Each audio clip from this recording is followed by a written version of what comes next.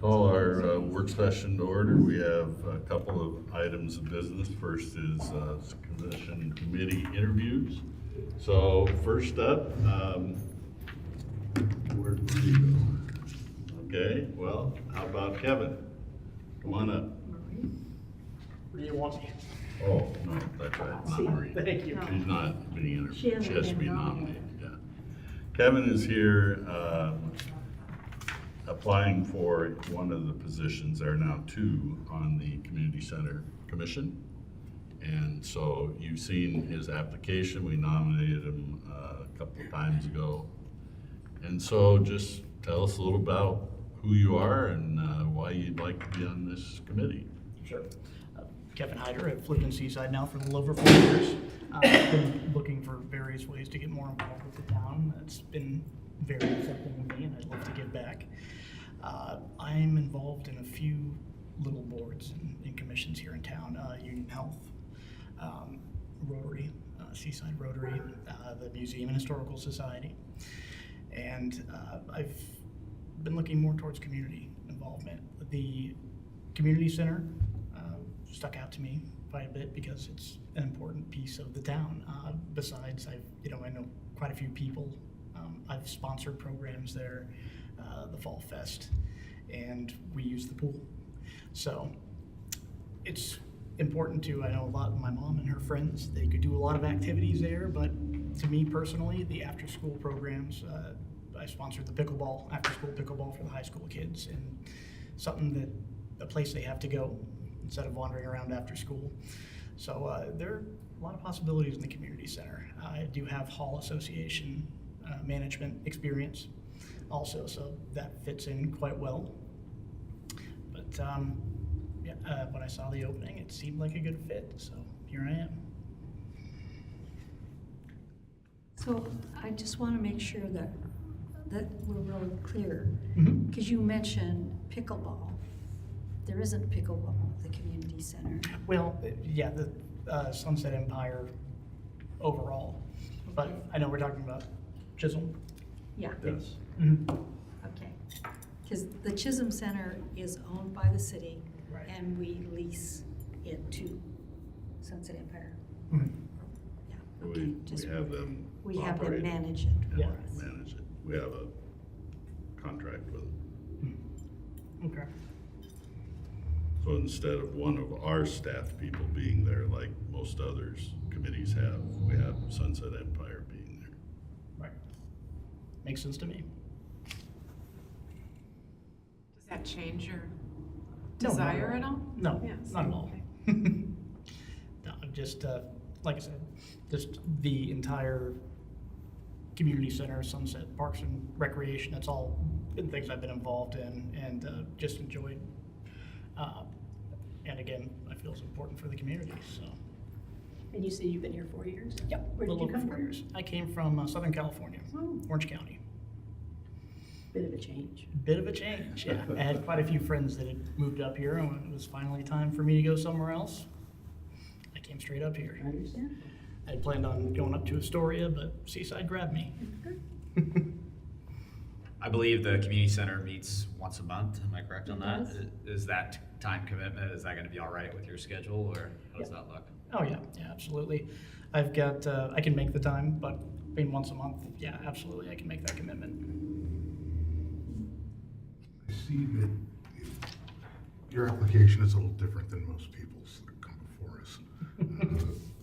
And I ask without any form of judgment, whatever went on in '07 is long out of your system, I'm Oh, assuming. gosh, yes. Just, yeah, It- embarrassing It never silliness. comes up, so. No, it's- I gotcha. I understand, we make stupid mistakes in our youth, so. We sure do. What questions do you have? Well, I was reading over some of the proposed changes that you guys are going to be talking about tonight. My one question that stuck in my head that I actually kind of broached with Steve here was about serving on more than one committee commission. I was curious, of course I won't find out until after you all figure it out, But how does that work, seeing as I also have an application in for planning? We currently already have people who serve on 2 boards or commissions, Mhm. and that is the limit that is allowed. So if someone becomes interested in something else, but they've already got 2, then it's up to them to make the decision which one they're going to resign in order to be on something else. Okay. But 2 is fine. Okay. And that's, I don't know what we're thinking Well, for no, the future. the new policy actually says specifically 1, Oh, okay. unless it's I didn't realize budget, that. improvement, and just ad hoc committee. Mhm. And so, but I personally have a problem with that. I don't want to limit anybody more than we already are, so Yeah. I will be advocating for a change Fantastic. Would that change be 2? to 2, yeah. Mhm. That seems reasonable. And you'd want to serve on both? Yeah, I think I would. Do you have a preference one over the other? Should that remain at 1? If it came down to it, planning.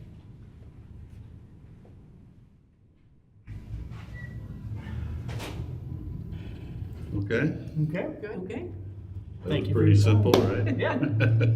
Mostly painless. Yeah. Thank you, Yeah. Kevin. Absolutely. You want me to send Thanks. it over? See you around, yeah. All right, Patty. See you later, man.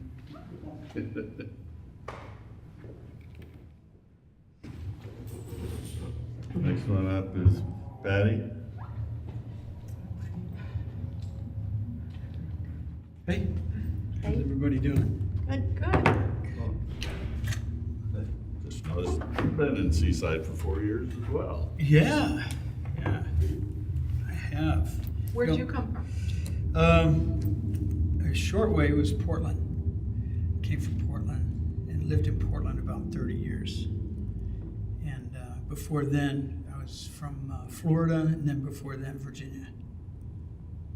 And you probably vacationed down here when you lived in Portland? Absolutely. This was our family vacation place for 20 years. So I got to know it over the weekends. Yeah. The long weekends. Well, go ahead and tell us a little more and Oh, okay. why you think this is a good fit for both us and you. Well, I was approached by Tina, thank you very much, and she let me know that there was a need, and I thought I'll find out more about it and see what benefit I might be able to bring to the committee. I have, since I've been in Seaside, I'm a member of the Elks, the Rotary, the American Legion, CERT, and then that transitioned to Cannon Beach CERT. So I enjoy being a part of the community and bringing service to the community. And so I find a variety of ways to be able to do that. This looked like another opportunity for me to be of value to the community. I see you have your PMP and project manager at heart. I do, which is it's a double-edged sword, right? You're in charge of projects, but you don't have any authority for anything. Yeah, so I have my PMP. I have a master's in management, science, and technology. I like project management, and if you came into our house, what you would see is 3 whiteboards: one in the kitchen, one in my office, and one in my wife's office.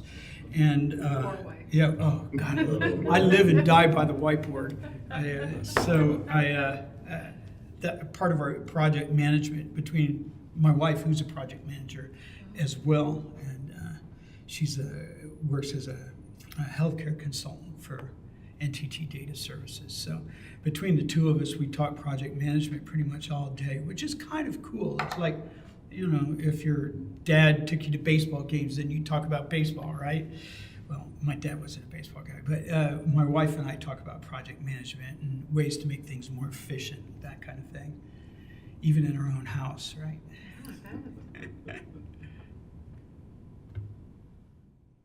I want to know what a spiritual engineer does. Spiritual engineer, good question. Well, overall, I work with people's energies and help them through crises and challenges.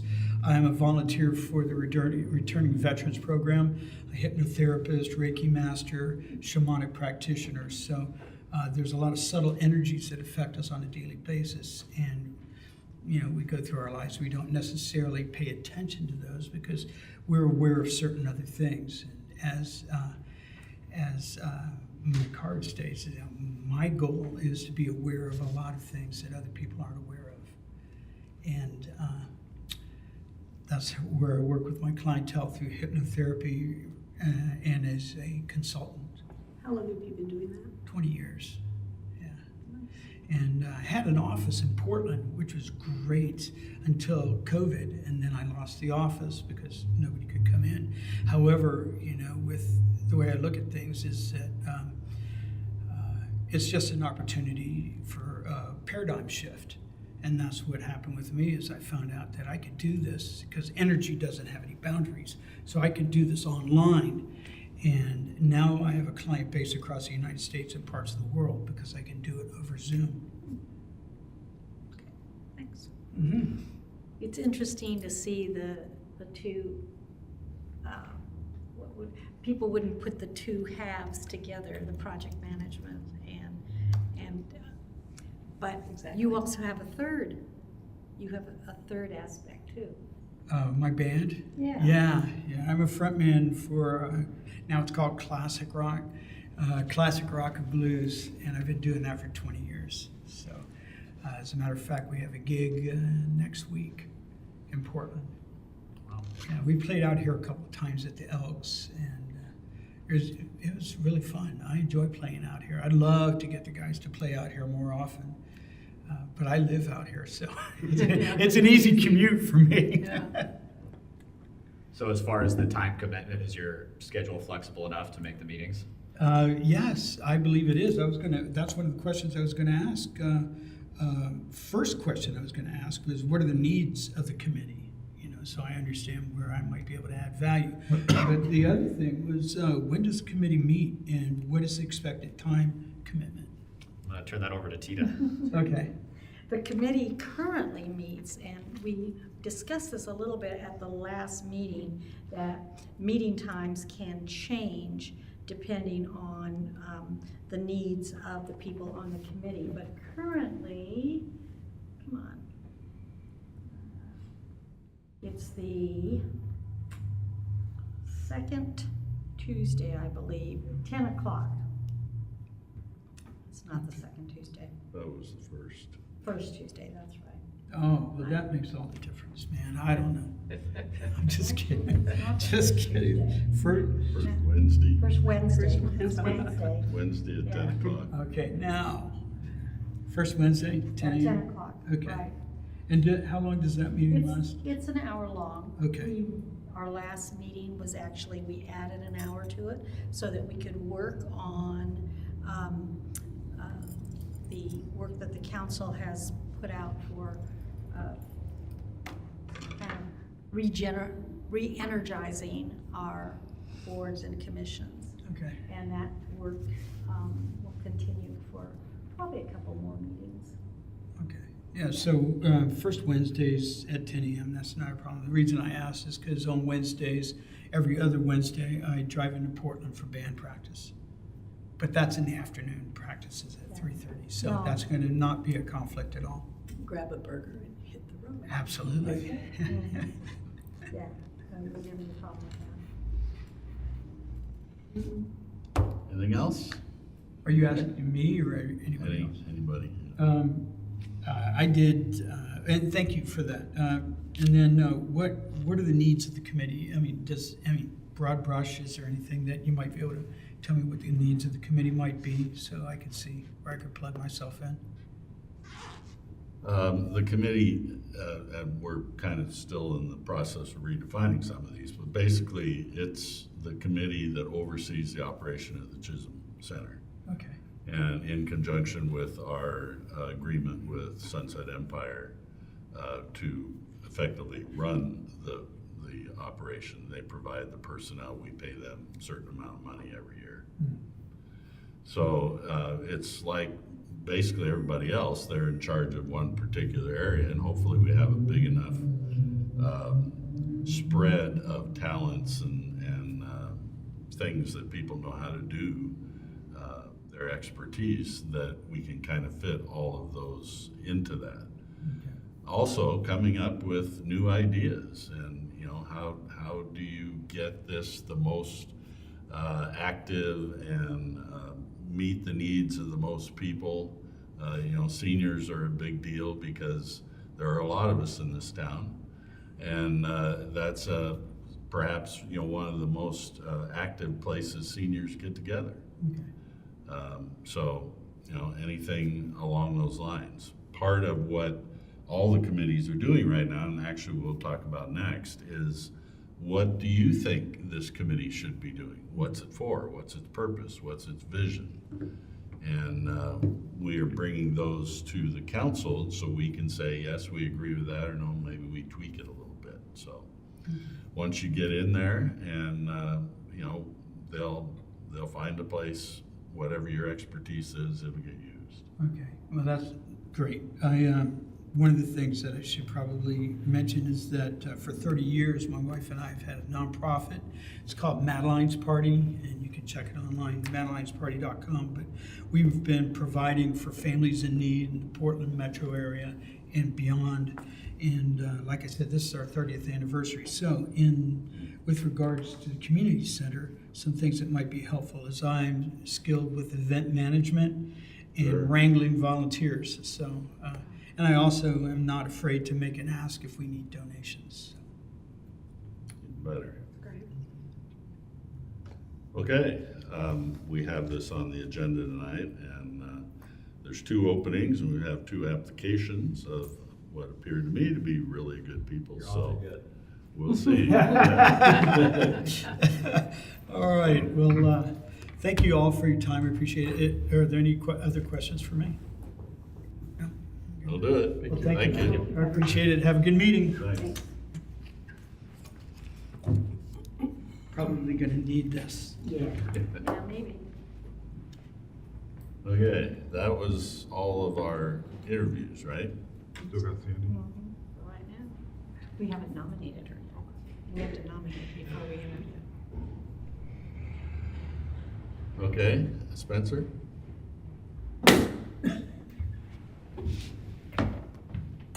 The other part of the discussion is for figuring out and continuing to figure out how we're going to redefine community roles. Spencer sent out an email earlier, and I think a couple counselors responded. Spencer? Yeah, so what we wanted to do tonight is just so we continue the momentum on our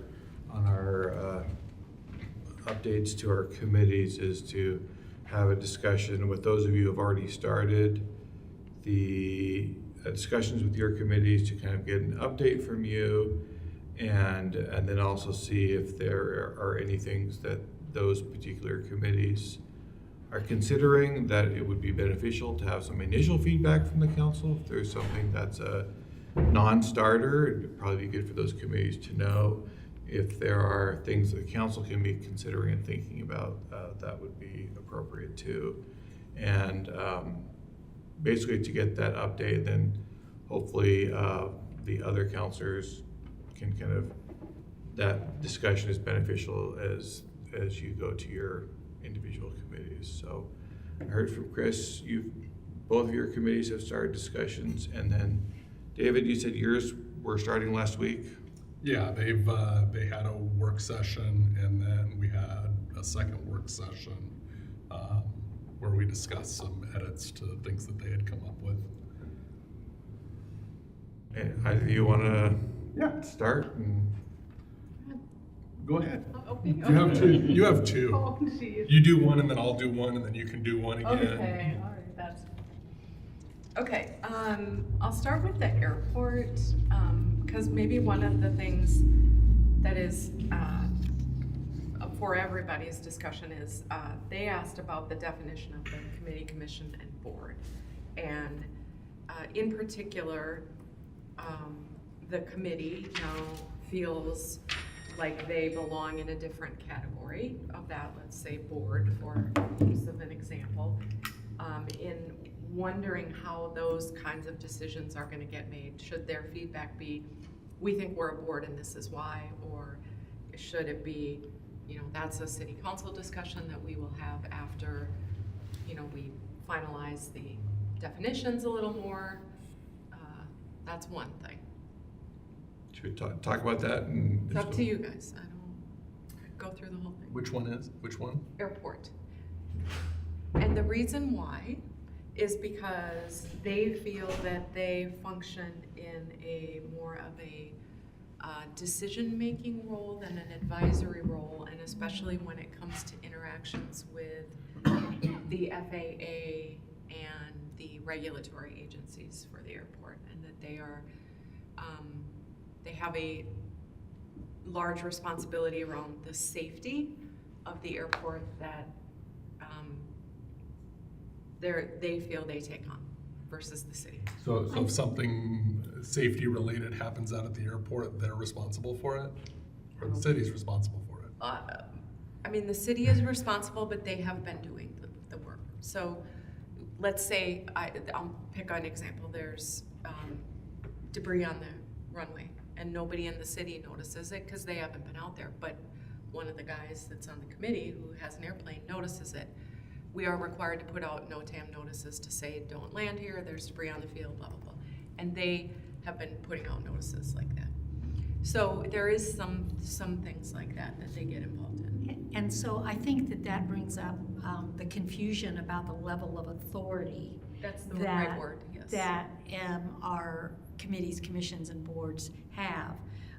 You know, going from advisory, totally hands-off and just listening to a department head, all the way to making decisions and having authority with other agencies. And I think that's going to be up to us to decide where do we want that to be. And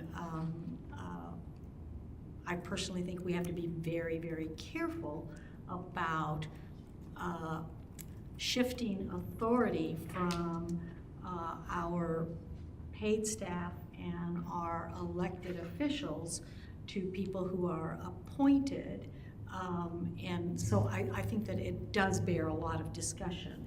And if we find out through this discussion that maybe the city isn't doing some of the things they're supposed to be doing, then that's something we need to think about. How do we incorporate that? So I think something that I need more education on is, are these different names, do these have legal implications as opposed to just? I think the draft, I haven't reviewed the draft document for a while, but I think in there was an attempt to update some of those definitions, but I haven't looked at, there's an attempt to define them, and they may or may not be categorized correctly according to that today. But that was just not looking at state law or anything, but looking at more common usage of the terms.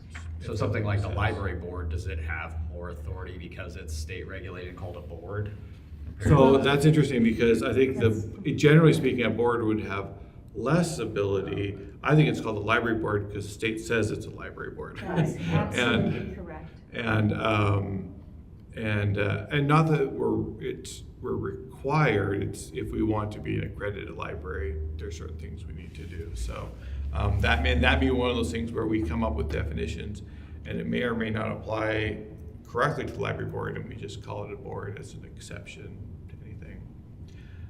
But I'll look and see if, like, at the state level, if there is a legal difference between any of those, and try to get that information.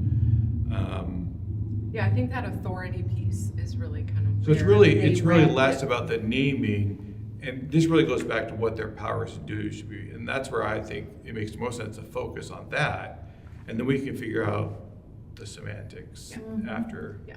I think that's right. There's so much overlap between all three of them. Yeah. That it's really tough. You know, the things you mentioned fit, I think, what the committee says here, or what the definition said. you know, there's a clause in the one under committees that says committees have no decision-making authority. I'm Is that not in sure all of that them, or should be there. is that all of them, or just one? No, that's just committees. Oh, committees don't, okay. Committees can't make decisions. So that's definitely happening. What we need to do is maybe define the difference between making decisions and what kind of breadth of decision that covers, or authority that covers. And given that they work with department heads for the most part, who are the, I'm gonna call them the workers, and I'm thinking of, for instance, the Tourism Advisory Committee. They don't really make the decision. What they're doing is they are being consulted by that department head, who actually has the authority to spend the money, because the committee doesn't have the authority to spend the money. So they'd be advisory. Well, and I think that as I've reviewed all the different ones, they all operate differently, and I don't think any of them operate strictly according to this. And so I think our discussion should be, if we're talking about the TAC, what do we want the TAC to be, and then let's build it around that as opposed to what it currently says. I think you're right. I think what we want, and not worry about what it is that has it been so far. Yeah, well, a lot of them have advisory in the name, and then some don't. So does that play a role? Maybe we I- rename once we know Yeah, what we want. I think that would make, I think we get them the powers and duties that we want them to have, and then back into, okay, what name is most appropriate? Is it the current one? Is it need a name change or something else? Well, and you also say later on there, under the bylaws, as we create the individual things for each one, those supersede Yeah. over the general policy that we're talking about. So as an So- example, we may say, in the overarching policy, you have to be a city resident to be on a committee. But in the bylaws for the airport, we may say, but one seat goes to someone from Gearhart. So that's the exception. Well, and the tourism is a great example of that, because it has very strict rules on the different members, yet the members have been there so long that this doesn't even apply to the current members, so it's an interesting thing, but it Well- does have it specified out. But that's also the juxtaposition of how long do you stay on a committee? Yeah. Well, I think at one time, these were the members of the committee, but No, those they people have weren't. moved on, or, It well, it was- sounded like at one point they had it set up. Probably the very first one. Yeah. No, because I was on the first one. It was called the Advertising Committee, and we actually did have the authority to spend the city's dollars on advertising, because there was nobody staffing us. That was pre the Visitors Bureau Director, right? Yes, Okay. yes. Geez, So- how long have you been around? I've been around a long time. So going back to the airport committee, I think we've talked about a different way of doing it, right? Am I too early to bring that up? So one of the questions I have is, I think one of the things that I see happening is you have a very active group out there, and one of the reasons is our public works staff is spread so thin, they just don't have the time to be out at the airport as much. And so one of the things I've been wondering about is, instead of having an advisory committee, can we have, can they be some sort of independent entity on their own, and we contract with them or have an agreement with them to do certain things out there and outsource some of it. So instead of having advisory committee, we're outsourcing some of those activities that they are already doing, but we formalize it as to what are going to be city responsibilities, what are going to be some of their responsibilities. Wouldn't that have to raise the bar on the members of that committee at that point? It depends on, Actually making it real depends, decisions. it depends on what we put in there, but if they're already doing that, then the question is, are they doing a sufficient job? Is there a better way to be doing it? But it felt like to me like they as a group have a lot more ideas and stuff like that they'd like to go on, but as staff, we only have so much capacity. And as a percentage of time that the airport would take compared to everything else, it's always going to become kind of a lower priority, I guess I would say. And so that's what I've seen as the tough Many of relationship. the members are pilots.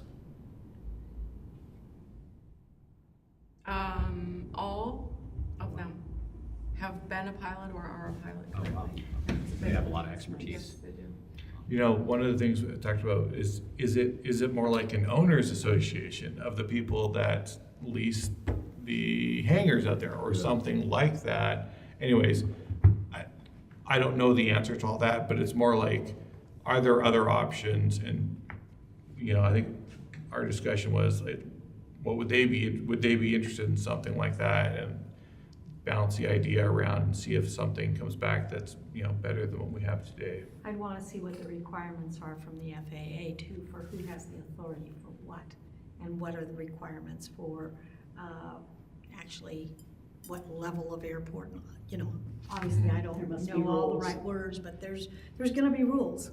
Yeah, the I'm sure there airport will. manager is responsible for a lot of the things per the FAA rules, and that now is the public works director of the city, right? Yeah, it has So, been for, Yeah. yeah. At least we have one that's a former pilot. Or is he still a pilot? I have to ask. Yeah, I don't know. Oh, It helps. He's in the Air Force. Yeah. I could finish up both Yeah. in general, just real quick, because they kind of aligned on everything else. There's definitely a consensus that memberships are unique to the communities and would like to be able to find their own membership. They're Find it or define it? define their own membership, like the airport committee would like to be able to have membership from Gearhart because of the, So they want to make the decision-making authority to who to appoint? no, they want to be able to say, all of their residents do not have to reside in Seaside. All the members of the committee do not have to be Seaside residents. They can have the Gearhart member. I think right now it's That's how it is, two yeah. members that are, or one that are outside. They would like to be able to keep that kind of flexibility in the bylaws. The convention center said something similar. They would like to have more representation on the committee from the business community. So could we say in the membership that our preference is to have, you know, Seaside residents or business owners or people working in Seaside or something Yes. like that. yes. So in my mind, those are the kind of things where it would be helpful for me, hopefully for the council, to get a full recommendation from them. I don't want to say one way or another yet if we think it's a good or bad idea, but flesh out the idea, give the justification, and Okay. Yeah, And I don't let's hear think it. it has to be one size fits all for all the committees, that this is the criteria for membership for everybody. I think it can be tweaked for each and if one. we see that there's enough exceptions, then we just put in the general policy that says the committee makeup will be established in the bylaws for each individual committee. And we just take it out of the overarching one, and then the bylaws Take it over. that you adopt. I don't think the overall bylaws say anything about what the makeup of the committee is. It depends on the bylaw of each one. Are you talking about in the current proposal or as in the current code? Okay. Well, the That's current the code, generic. everybody, It's- they're, they're all well, okay. yeah, the ordinance, no, they're all different. Well, each one of them has their own, there's not one overarching one, yeah. I would be careful about saying that you have things in the bylaws unless it's really tight in the bylaws about how you change your bylaws. Because if you say it's in the bylaws, but the bylaws also say that the members of the committee can change the bylaws, then No, no. you don't have the oversight by the Needs to be city. In my mind, the bylaws are adopted by ordinance by the city council. Okay. So it would always come back to the council. Just one of those things But- to keep in mind. Council could change that. No. In general, I would say, you know, between both groups, the membership and the duties seem to be the things that are per bylaw, right? That are unique to these groups. And then the idea of, what's our decision-making authority? Are we a board, a commission, committee? Those are shared questions. So I think for both of those, in my mind, the good feedback would be, well, what things would you like to have? It's not a matter of, do we want to give you decision-making? What ones do we want to? And then for the council is, are you ready, are you wanting to delegate that decision-making to that committee if it's something you make? If it's something that a department makes, and that's different discussion as well. Do you want to take that decision-making away from staff and give it to the committee? But it just depends on what it is that they think they should be doing. Or Do you want this coming back to you? Like, I have a proposal from the airport. Should I send that to you? Is that how you'd like, or do you want this to go out to all of council? How do you want to gather the input? so I would say, from my perspective, would be, it might be helpful to run it by me, so if I can say, hey, I think it's missing this and this, and then when we have a final product, bring it to the whole council as a discussion item at the council meeting, everyone to talk about it. Or we can do it in a work session too. I just don't want us to come to this, not prepared to do something about it because we're missing some questions I'll run it unanswered. by you first. But I think the other part of this is, because what I anticipate, what I'd hope the council gets is that before you make any decisions, you're basically getting two recommendations. You're getting a recommendation from each committee and a separate recommendation from staff. So it'll be a combination of me and the department head liaison who may have concerns with what they're doing or changes or other ideas. And so you've got more than one option to consider.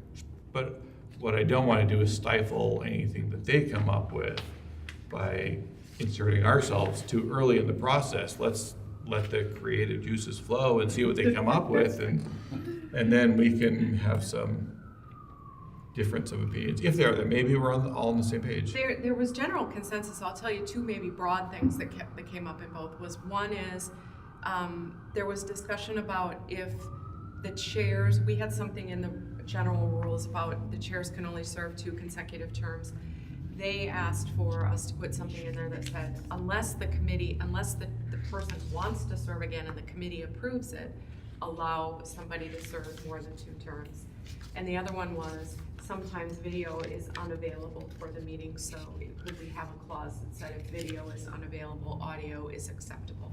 Those were the two only like real general. So basically, broad- instead of zooming in, someone could call in to a meeting. If Zoom And is if unavailable. we're talking airport, it's because they want to have a meeting at the airport. And I think you need to look at state law for that.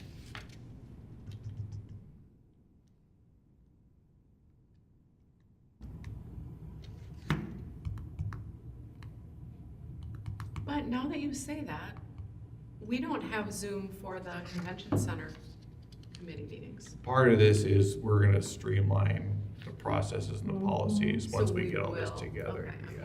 with you. Every facility now has the capability. It's more, okay, do we have the right number of licenses for Zoom? Is the integration there? There's just a few things to standardize it all. The challenging thing for the convention center is, I know Brian likes to be able to hold it in a different place each time, and sometimes rooms aren't available because of bookings, and that's fine. They're easily, we could do it through someone's cell phone, and so if we had a dedicated device that he could do it from anywhere with a tripod, that Yes, could work. easy, yeah. You Yeah. could buy an owl. Yeah. My group, the first comment that they made was, we need a parks department. And I was like, well, what do you think that a parks department could do that we're not getting now? I never got to anything that was significant, other than, the master plan and stuff like that. Nobody wants to tackle that, but I'm like, well, that's one of the things that the committee should be working on. And they're like, well, that's a lot of work. I was like, yeah, it is. That's why we have a committee to work on stuff. One of the things that they came up with is they had said, is the question about communication between council and the committee. They're like, well, not much of anything except through the liaison. And they're like, but it appears to be adequate. And then we kept on talking, and they're like, well, we've had, different projects that we wanted to have done, but they haven't gone anywhere over a long period of time. I was like, well, how are you tracking it? Well, we've got new public works directors and this and that. And I said, so what you want is more communication between council and the committee. And so we came to a consensus that annually, the chair and the committee should come and present to the council what's been done over the year and what is moving forward. And on a quarterly basis, they have some sort of a report that they can do written that's provided that says, this is what we're working on, this is what we've accomplished, what we're working on, and what we'd like to see in the future. And that way it's constantly in front of us and they can get things progressing better by being in front of us. I think that's one of the missing pieces of all the boards, committees, and commissions, is there isn't that interface unless we give an update, which you started doing. It's actually in the policy. So I wrote in the draft policy that basically they would come at least annually to give a report on what they've done and, for lack of a better word, get their marching orders for the next year. The council, what do you want them to be working on? And they could come with recommendations. We think we should be doing this. And the council can agree or say, no, we want you to be going and doing this. But at least annually, there's at least a report and what should we be working on. And then if we want to do updates, it can be whatever frequency we think is right for that. I think it comes when we get the department head meetings, because we get them for the purpose of budgeting. For the parks department, they're like, oh, we'd like to do this here and there. Well, that needs to be in the budget. So let's hear about that before we get to the budget. I think that's been, in my mind, the key missing thing so far with all of them, and where I see some of the struggles is that the disconnect is between the council and them, and not necessarily between the liaison. It's just that as a city council, you're not, I include staff with that, discussing what do we want these committees to be doing. I mean, that's why we're starting this is, let's first establish what powers, duties they want to have, and then from there, in the case of the parks, what do we want the Parks Committee to be doing? Where do we think they're useful? And I think there has been some, one of the problems I think in parks has been, they've wanted to do certain things, but it's at odds with maybe what the Public Works wants to be doing, and maybe at odds with what the City Council wants to be doing, and that's where a lot of it is ultimately, you should start with the City Council. It's come from the priority of the Public Works Director and how much that person's ear they're able to grab. See, and what I hear from the three Public Works Directors I've had is it's come from the chair of the committee. Right, So, exactly, yeah. Yeah. And I think that's what we're trying to fix. So I think, again, I go back to for the Parks Committee, where do they think they have value to add to the city and to the City Council? Is it deciding on where to plant trees, or is it on a master plan? The tree board that doesn't exist. Sorry, I said It does. shrubs, flower beds, yeah. But I think it's easy for any of us to pick out some of the problems. And I know they've been frustrated because they want to do certain things, but I think they've also wanted to say, okay, staff. I mean, they've wanted to direct staff on to new projects. Yeah, absolutely. And I've told our staff, well, your priorities are, I get to set your priorities, and that in large part comes from the council. And that was part of the conversation. I said, you need to bring the things that you guys want to do to council to make those decisions to direct, so that we get the direction to staff. But also, does the council want them working on those particular projects? I mean, does the council want the Parks Committee? Yeah, does the City Council want the Parks Committee to develop the next list of parks projects? Or does the City Council want to retain that for yourselves in conjunction with the staff? Well, I think There's no right I answer. think if we were gonna come up with that list, we would want to ask the Parks Committee to do some public outreach for us. Yeah, and I think that's where we just need to narrow it in. Otherwise, it's the personal preferences of whoever's serving on the committee at the time. I think it's the small details they can work on, because we don't really have the time to sit there and debate that. We can never get anything done if we did that. But at the high level, like we're putting a new park in, that seems like a council decision to me. Yeah. But signage and little things, that's stuff they could spend their meetings discussing. But- Well, and I think the annual, this is what we've done this last year, and this is what we propose needs to be done this coming year. And that's when the city council looks at it and we say, okay, yes, no, or do this or do that.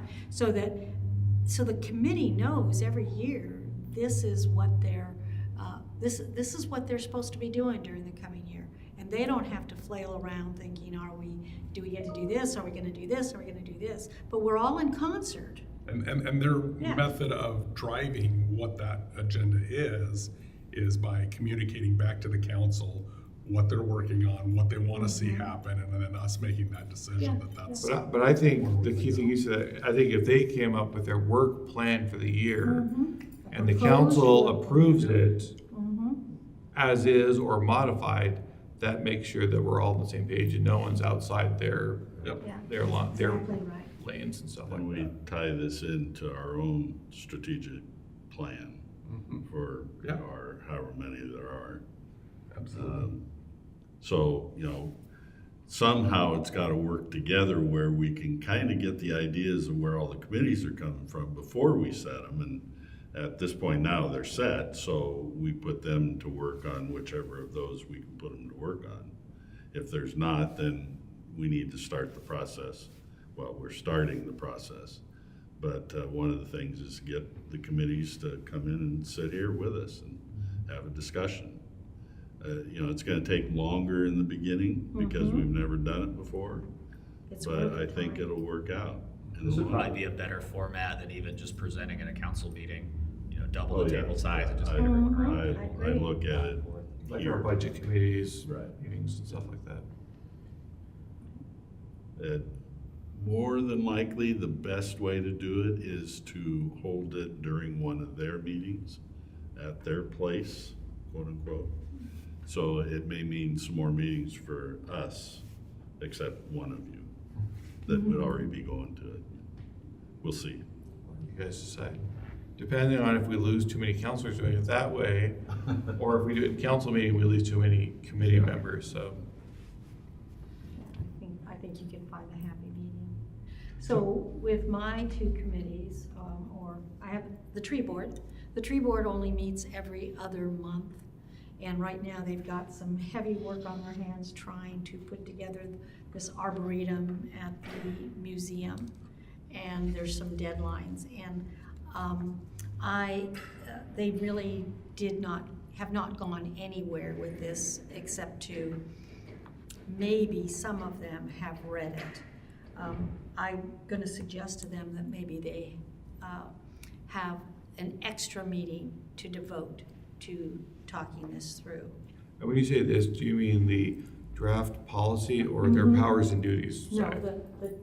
the draft policy, everything that you put out. So I guess I would say from my perspective anyways, to me, that could be helpful. What I really want from each of the committees is the specific feedback on what do you think you should be doing and make that recommendation to the council, more on the powers and duties and less on feedback on the overall thing. Because to me, that's kind of details that can be worked out later, but the really essential thing is what do we want our tree board to be doing? Now, for them, there are some requirements from the Arbor Day Foundation that if we want to continue to keep that designation, we need to be doing certain things. But are there other things they want to be doing? Or are there things they're doing now that really fall outside of what the code says that should be updated? One last thing that they came up with is they felt that, at least for their committee, that they should have background checks for their members as they come on. Just because if they're doing events in the parks and families are around and those types of things, just so that people know that they're background checked. Can't disagree with that. So, I didn't mean to Not at all. cut you off. No, or- I was, Okay, so. Yeah, 1 minute. Tree board, and then the other one I've got is the Community Center Commission, and they did meet for 1 extra hour earlier this month, and they went through things. It was all facilitated by Darren, and I actually wasn't there for much of it. I had to step out for a little bit. But I think with 2 new members coming on, there's gonna be It's a good new time. energy, and this is a very good time, very good time. the focus really is for you at the committee level to be getting more of the idea of, okay, I'll call them bylaws, but the very basic part of what the committee thinks it should be doing, so that we can talk about it and see, yeah, that sounds reasonable. Because we can wordsmith, like the title of it, the specific details in the ordinance. What I really want to know is, what do they think they should be doing, and make that recommendation to the council. Ultimately, the council should decide on what you think it should be, but it's an informed decision because you've at least got their feedback and input.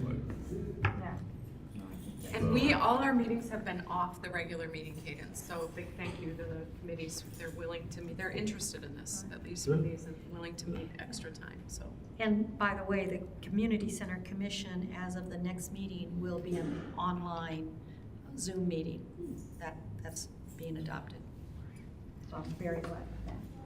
And it's going through, I think, because Darren reached out, because it'll be going through the city's channels, because that was the Yes, question. that was They have the one of them. technology there, but it will be through the city's, Right. saved to there. 'Cause- I think Darren and John are working Yeah. on all that. Okay, we're adjourned. Okay.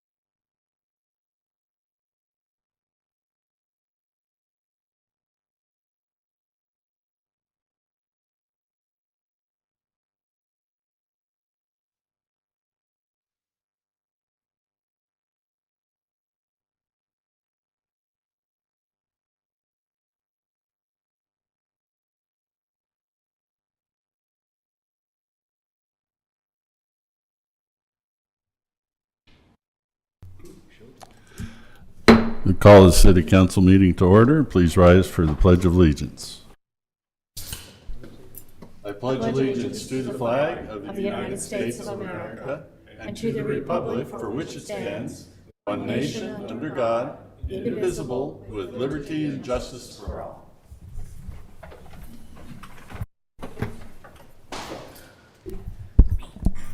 Kim, please call the roll. Thank you. Counselor Benneker? Here. These mics are hot tonight. Here. Council President Morrissey? Here. Mayor Wright? Here. Counselor McVeigh is absent. Counselor Montero? Present. Counselor Pazowski? Here. Counselor Hoffman? Here. Thank you. Okay, just so you know, there was a agenda change very recently this afternoon. So we have an additional discussion item of new business. It's at 13B. So Spencer will be handling that when we get to it. So, but the most recent agenda is correct. So may I have a motion for approval of the agenda? So moved. Second. Council President Morrissey, Councilor Pasalski. All those in favor say aye. Aye. Any opposed? Motion carries. Public comment. Members of the public may use this time to provide comments to City Council on items that are not scheduled on this agenda for a public hearing or public comment. Speaking time is limited to 3 minutes. I have one previous item here from Elizabeth Marston. You want to come up? Yes. To the microphone? I already stated your name, but and a resident of Seaside. Hello, my name is Elizabeth Marston and I reside in Seaside, Oregon. My husband Eric Marston and I have owned Pizza Harbor for coming up on 20 years. I submitted a picture of what I and others are now calling Dumpster Alley. For decades, most of the city or community meetings that I have attended have focused on the economic impact of a parking space and the beautification of our seaside tourist town.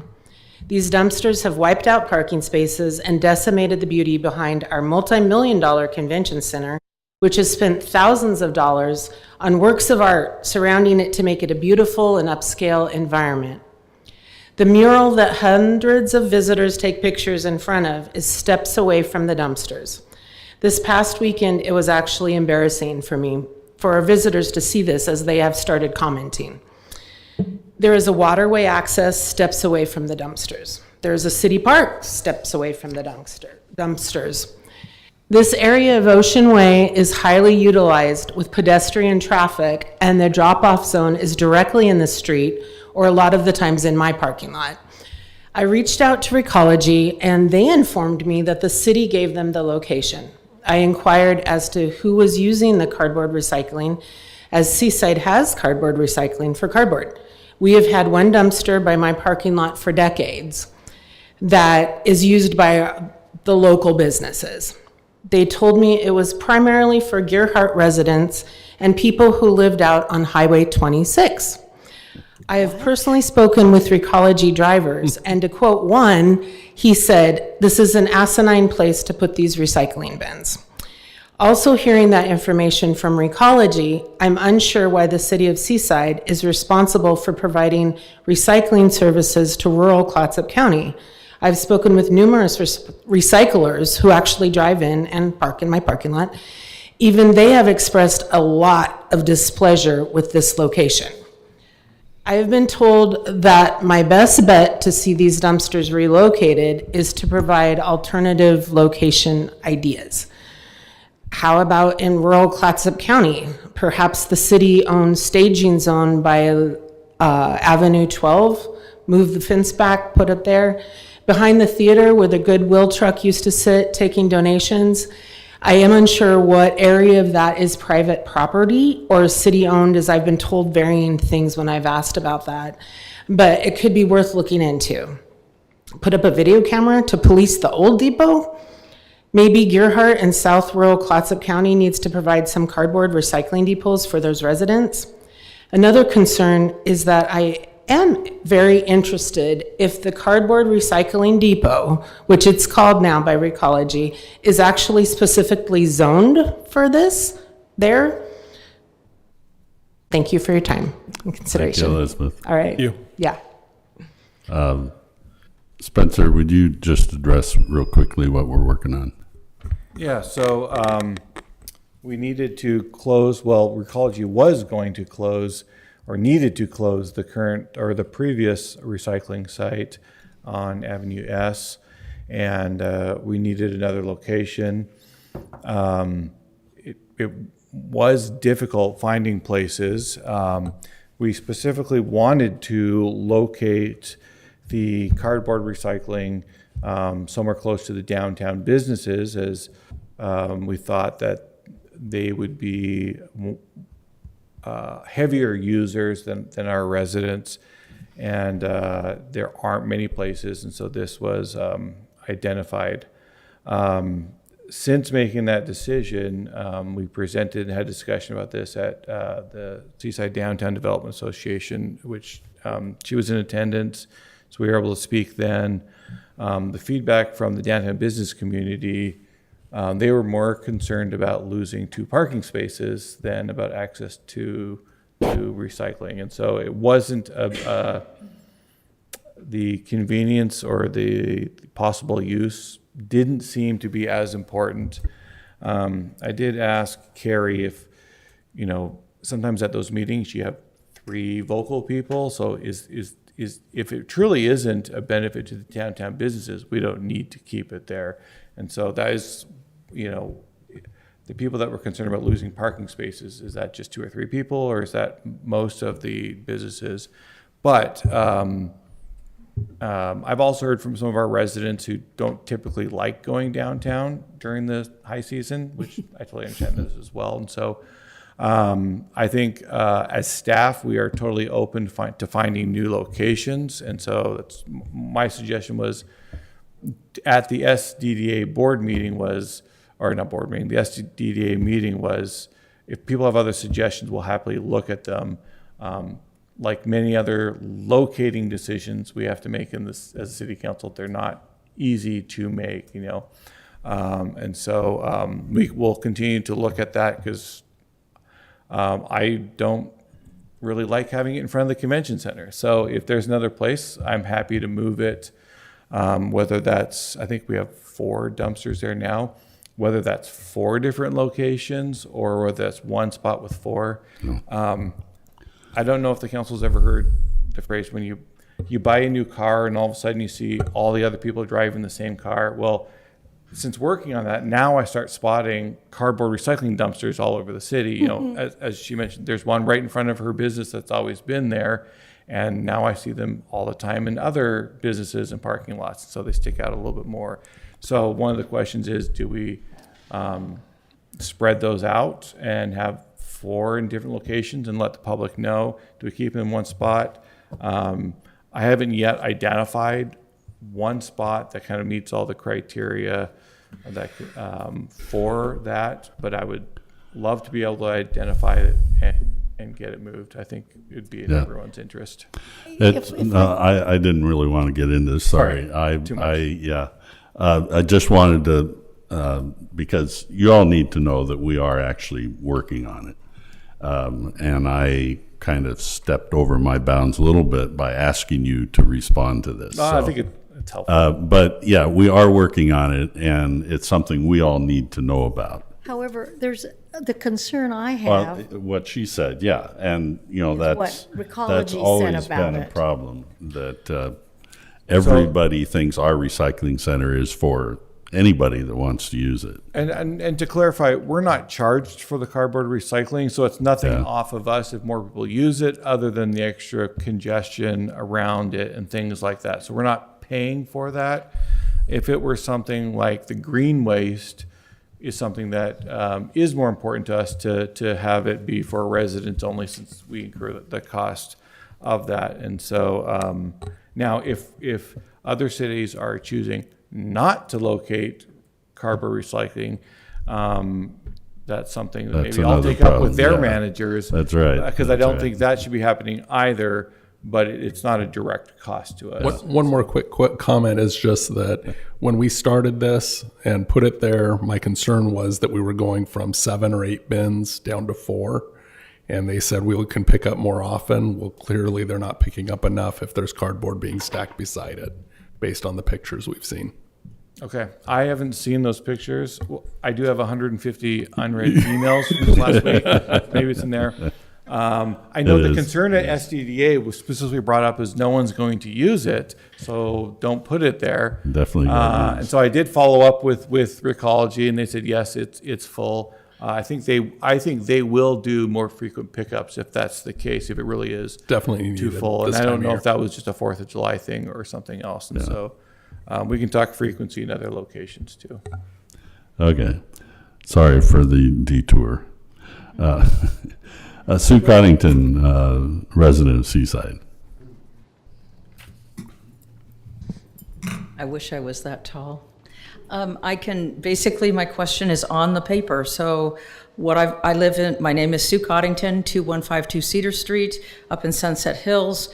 And the conversation that came before the Planning Commission, came before your council, was about Vista Ridge 2 development. And the concern I have is, as decisions were made, the appeal process was done and is in process through Luba.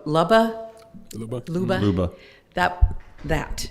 But there's not a decision made yet. For the last 2 to 3 weeks, there's been work at Hemlock and Eldercrest, and I don't understand. Is that legal? Our planning director's on vacation, so we'll have to leave it up to him to tell us the answer. Thank you. Mm-hmm. Okay. Any counselor have a potential conflict of interest with anything on the agenda? Nope. May I have a motion for approval of the consent agenda? I would move that we approve the consent agenda, pay the bills, and approve the minutes of June 23rd, 2025. Second. Council President Morrissey and Councilor Montero. All those in favor say aye. Aye. Any opposed? Motion carries. I noticed in that payment of bills was a new garbage truck, I think. It was Something like that. Because we knew we were purchasing it, we worked to have it delivered and paid for on July 1st, so it was here. And our staff got training on it, so it was here for the 4th. And all right, I helped with some of that, and I got to ride on the back, and it is significantly better than the previous one. Well, good. And if anyone else wants to ride on the back for a little bit, let me know. Always welcome, yeah. Okay, boards, committees, commissions, and committees. We still have one vacancy on the Airport Advisory Committee. We have 2 vacancies. There was a new resignation came in, and so we actually have 2 applicants that we interviewed tonight. What is the council's preference? One at a time, please. I would like to, I move to the appointment of Kevin Hyder and... One at a time. Okay, that's what you meant by one at a time. Right. Okay, Kevin Hyder to the Community Center Commission. I'll second. Councilor Montero and Councilor Pasalski. Any discussion? Motion to appoint Kevin Hyder. All those in favor say aye. Aye. Aye. Any opposed? Motion carries. I would like to move the appointment of Patrick Ansbro to the Community Center Commission. Second. Councilor Montero and Councilor Pasalski.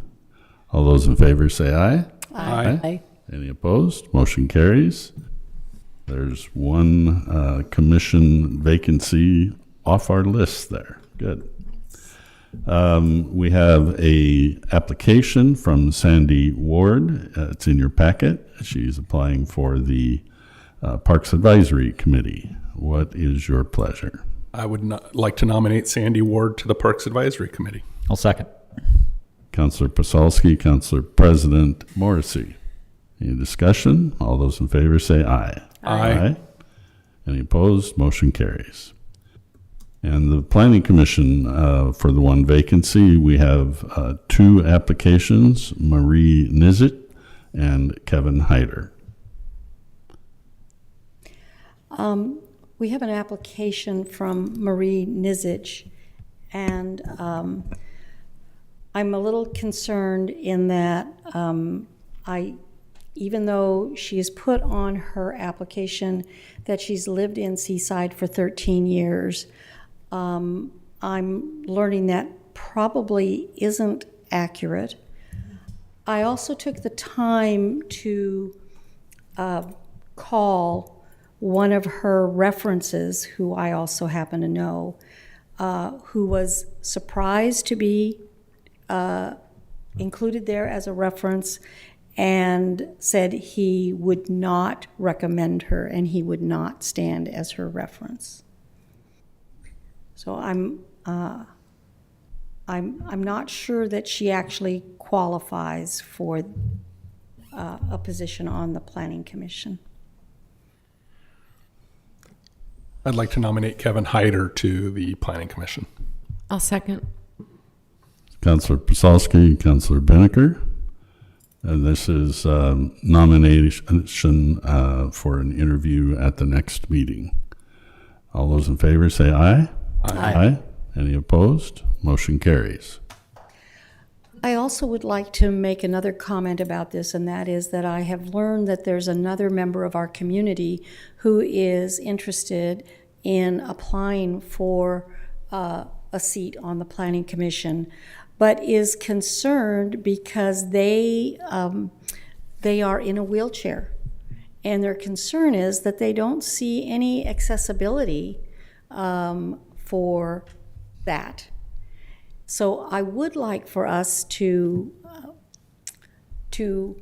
I'm going to say direct the staff that we obtain a wheelchair ramp so that people who do have accessibility concerns know that we are aware of accessibility, that we are ADA compliant, and that we promote people to apply no matter what their situation might be.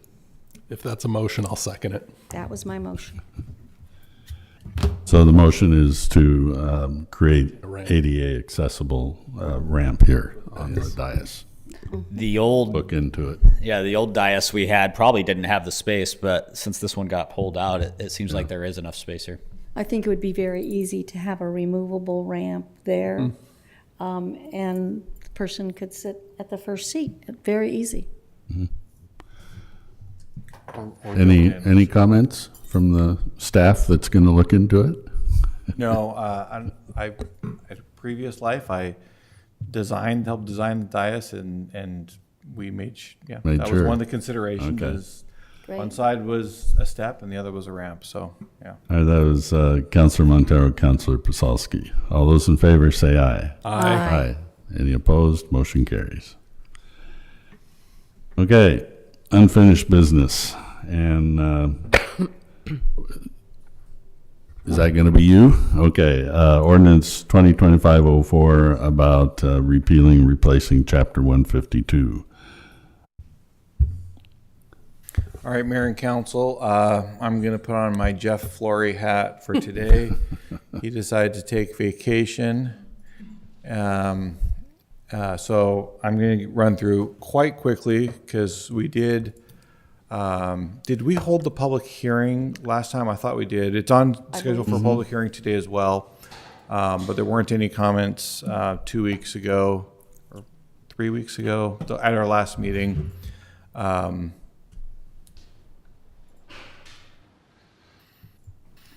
So this is the FEMA pick'em. So this is the change to the floodplain regulations in Seaside that is being requested from FEMA. And so let me go through this. stop me if I'm going too fast and you want more information. We have had many fast. discussions about this, and we're going to have more. So, Yeah. so this is, well, I would say there are actually two parts. We need to update our floodplain ordinance anyways. So part of this update is to the current kind of model code put out by the state. And then part of this is to add the PICM requirement from FEMA, and I'll get into that. So either way, we need to do something. One of them, the PICM part, is on a timeline, the other's not. But the sooner we can get the floodplain done, and if there isn't feedback, we should be moving forward. There's no reason to delay it, the part that we know needs to get done. So, so this ordinance would affect, there are three different designations. One is the 100-year floodplain, there's the regulatory floodway, and the velocity flood zone. I'm not the expert in any one of these. I do know that within the 100-year floodplain you can develop, it just has stricter requirements. And there may be some in the others, but even stricter to the point that it makes it extremely difficult. But we do want to have a good floodplain ordinance that's up to date with current laws, and that's one of the things that we need to do in any case. And then one of the reasons is the city's held responsible. I think Jeff is our floodplain manager by designation, and so when there are questions about that from the state and from the federal agencies, they go to him, and we're responsible for certain management aspects, and so that's where we need that done anyways. So the PICM is the pre-implementation compliance measure. So again, this is a settlement of a lawsuit against the federal government related to removal of habitats. And this was the kind of compromise. And then FEMA decided to implement this. It's pre-implementation. They want to start complying in advance of it formally being required. They're still not done all of their work needed, but I think they put this ahead because there was a second lawsuit filed. They didn't think, the original plaintiffs didn't think FEMA was moving fast enough. So here we are. So we have three different options. One is adopt the model ordinance that considers the impact to the species and their habitat and requires mitigation at no net loss standard. And I'll get into that a little bit. So we can adopt the model ordinance. Two, we can require a habitat assessment and mitigation plan for development on a permit by permit basis. Or three, we can just prohibit all floodplain development in the SFHA flood hazard area, special floodplain hazard area. That's what it is. Yeah. And one comment on number one, that's an additional model ordinance. Yes, so we Not have this to the state one. one. This is That's an additional additional ones. for these specific requirements. Right, and they're outlined in yellow in our packets. Yeah. So here is the map, obviously, of Oregon, and everything within the yellow, that's marked in yellow with the green outline. This is the floodplain area, and so this is the entire part of the area that would be subject to these new regulations. And this is the guidance that we've received, and it does three things. So it regulates floodplain storage, water quality, and vegetation. So the purpose, really, in my mind, is the no net loss of undeveloped space. So let's say in our city we have 100 acres of undeveloped wetlands, and someone needs to go in and develop some of it, so it's 99, we would need to keep it at 100, and it would need to be, so an extra acre would need to be added. Now, under these requirements, it has to be added, my understanding is, on the same lot that it's being taken from. So the example would be if you built an addition to your house that was 500 square feet and took away that space, you would need to create 500 square feet of undeveloped space on your property. And so you can start to see right there some significant, you'd have to remove some significant limitations. They're also concerned with pervious surfaces, so think of that as sidewalks, driveways, things like that, because when those are added, it affects the floodway and what water it can store. And again, this is just areas that will have waters technically once every 100 years in theory, so that's the significance. And then has a schedule for replacement of trees that are removed. And so they want to mitigate against developed space, against the impervious surfaces and the trees removed.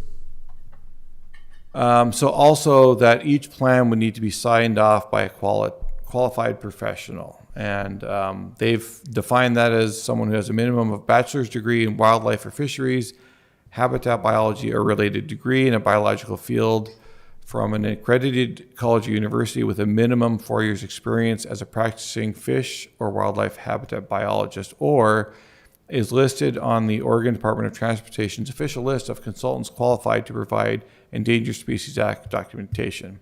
Now, from my understanding, so far, other communities have not found individuals who are willing to do these certifications. They do not want to take the risk on their licenses if something is challenged, that something was overlooked. And so in addition to some steep requirements, it needs to be signed off on. So far, individuals have not been identified as any qualified individuals yet. So, and I know some of the other cities and counties have been, where it's affecting them more, have been looking more and are in the same situation. So, yeah, there have been some recent developments, and I think we mentioned this last time. We're not sure if this is even going to go through. So recently, so there was Oregonians for Floodplain Protection filed a lawsuit. The cities participated in that and helped contribute towards that, along with other government entities that are affected. And they've asked the judge to suspend the proceedings, meaning this advancing it up, so that there would be 2 more years to do additional studies. So my understanding is one of the studies that hasn't been done is what the effect is on the economic effect on the community. So we know what the effect is on the endangered species. In this case, it's killer whales, and I can't remember what the other fish is, but not to the local economy. And so what the lawsuit was asking for is, let's complete that assessment before we do any implementation. Recently, FEMA has joined in requesting that for a suspension of those proceedings, which is interesting because the lawsuit is against the federal government. Now, I assume that there are other interests who don't want it presumed. The same people that brought the other lawsuits don't want it delayed. And so I don't have an update yet on where that is. But as it says here, staying in the lawsuit will allow the parties to discuss options which may resolve the matter without further litigation. That would be ideal if there was something that we can come up with that is more of a compromise, or in our minds, less detrimental to the community and to our local economy and the development plans we have for the city. Originally, this was due by December 1st or 2nd last year, and we were ready. We did the noticing. We were ready to approve it, and the advice we received, because it didn't need to be implemented until July 31st. And so we pulled that off the agenda and decided to hold back and let's wait and see what happens. That is still going to be the message tonight. We don't want a final decision tonight. We'll wait till the next meeting in July and see if, again, we have more news on the lawsuit. We may not need to make a decision, so we don't want to make anything tonight. In fact, we can't. We need 3 readings. We haven't done 1 yet. But that's where we are. So staff recommendation for tonight is to proceed with the noticed public hearing, receive any input, and recommendation is to do a first and second reading of the ordinance. And then at the next city council meeting, we will choose, you can choose if you want to hold a third reading and adopt, or postpone that and sit and wait and see. The feedback I'm hearing from county managers, city managers from around the county is some of the other cities are purposely making a decision not to implement anything. Mm-hmm. Other cities just haven't really been talking about it yet. So take that for what that's worth. I think likely, well, I'd say this. For sure at the next meeting, unless there's some hesitation from the council, we would like to adopt the ordinance and approve the floodplain plan without the Pickham components. If there is something the council would like to further discuss about that and delay that, that would be fine. We're not under the same deadline, other than we just need it. And so if there are specific things we want to come back and talk about, we can. But for tonight, let's have the first and second reading so that we have all options available to us at next meeting. And more importantly, Jeff will be here to lead the discussion. And by approving the floodplain plan without the Pickham conditions, we are then coming into compliance with the state code. Am I correct? That's my understanding. And also, not just compliance, but a more workable, usable ordinance for staff and for developers and things like that. Much updated to what A current law modernized says. ordinance. Modern, yeah. Exactly. Okay, I'm going to open the public hearing first. I have 4 members of the public. Do you want to say anything about this? If not, I will close the public hearing. Councilors, do you understand where we're at here? Okay, we talked about it last time. Yeah, has there been any additional communication since our last meeting from FEMA? Nothing? No, I don't Not know. They that have we're staff to aware of, communicate with yeah. us. Doesn't exist. They were Down in Texas. decimated, I guess, yeah. Has there been any, a communication from the public or any real change in? No. No, it just, I'd say originally the cities, when we started learning about this maybe a year ago, a little more than that. I know the cities and county were very concerned. We started having discussions. There wasn't as much discussions in some of the other affected industries as we thought. That started to get some momentum and more people talking about it. But I think since the recent changes at FEMA and other things like that, I think I just haven't heard any other feedback since then. I think there's an anticipation from many people that something is going to change, but I can't say what that is. And, I've been involved with this for, a couple of years now, I guess, that the whole thing, it kind of came to a head on December 1 when we had to make some kind of decision of what we were going to do.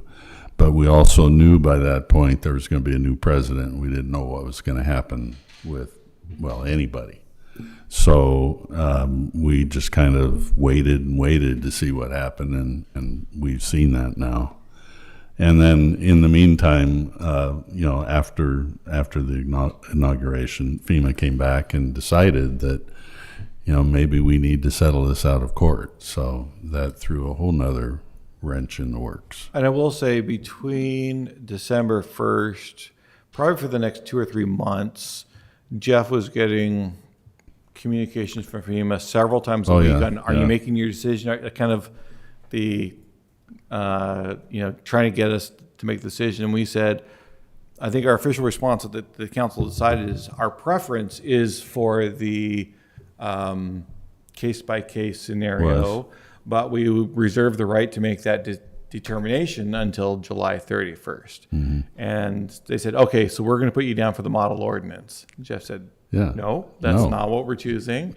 And he would repeat it and had that conversation several times a week for several months and has not been contacted since then. So something's changed. So our first reading by title only will include the, what's highlighted in yellow effectively, but by the time we get to the third reading, we can say that's not included. Yeah, Or so can we drop it out now and go through and decide to add it? I would say, No. well, no, so No. our council policies, now they're just guidelines, right? But our council policies state you can make substantial changes between first and second reading, but not between second and third. And so in my mind, it would be more substantial to add a requirement than to remove one. And so I would say do the readings for the full ordinance, and then you have all options available. Now, I think likely we will choose to postpone, table, or not, well, or just, sorry, we will move to adopt just the floodplain management without the Pick'em, but who's to say? Maybe something changes, maybe we have more direction that's Right. great, that's not, but let's keep all options on the table. Okay. Does that make sense? Everybody understands that, so. One reading tonight, postpone until next meeting, second. Two readings Do tonight. two tonight. Do two tonight, Okay. so that you, because I think just have nothing left to chance. We can make a Okay, final just in decision. case. Yeah. All right. Can I have a motion? I move for a first reading of ordinance 2025-04. Second. It's Counselor Pasulski and Counselor Binnicker. All those in favor say aye. Aye. Any opposed? Motion carries. Can I get clarification? Was that by title only? Yeah. Yeah, by title Good. only. That's No, what he I thought. wants you to read the whole thing. Yeah, no, we don't. No, we don't. I'm pretty sure I heard There's by not a lot on the agenda.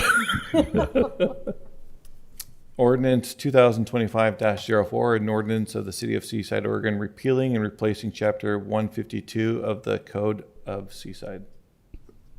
I move for a second reading of ordinance 2025-04 by title only.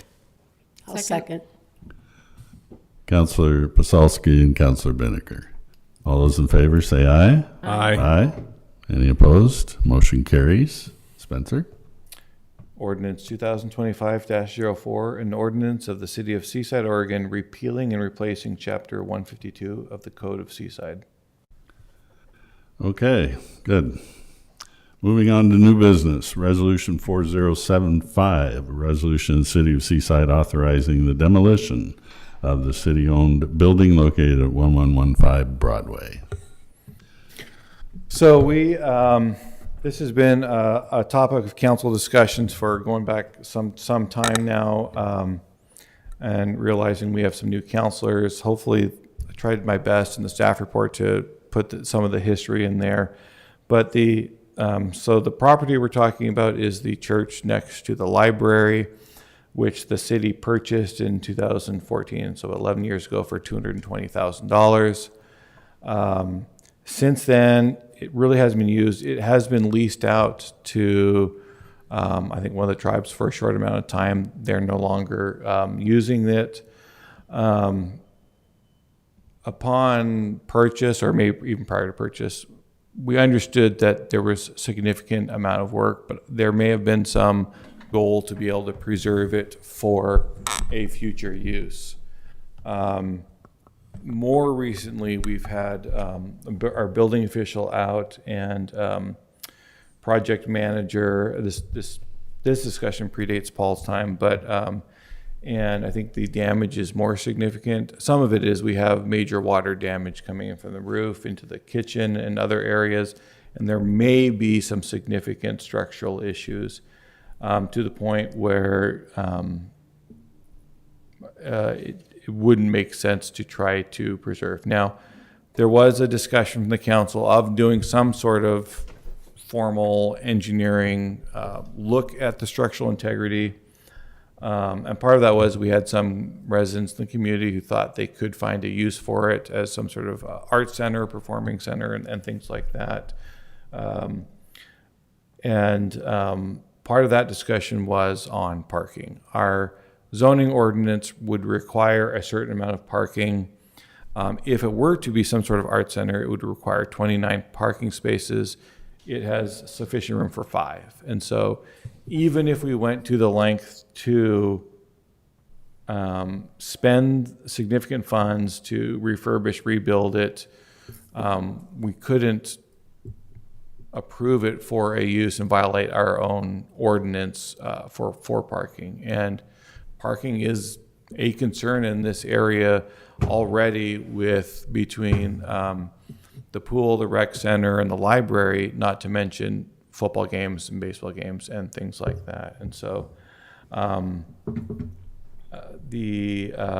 so there was a motion to approve the funding to do a more thorough study that didn't pass.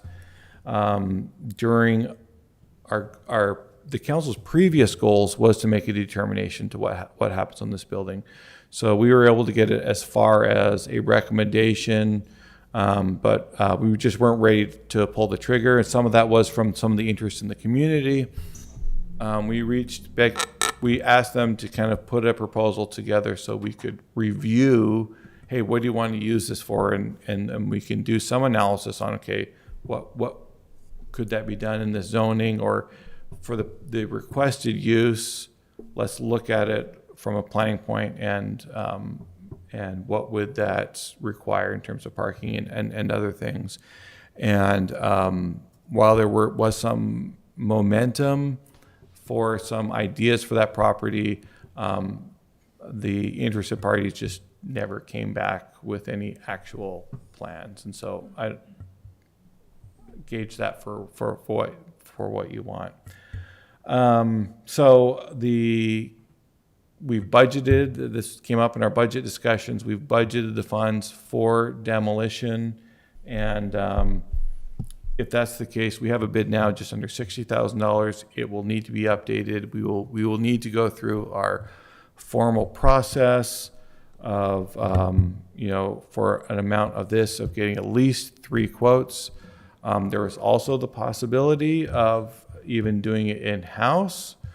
There is some interest from our public works folks, but as the discussion I had with Paul earlier today is they've got a lot on their table. And so I don't want this to come at the cost of some other high priority projects. So we got to prioritize all of them.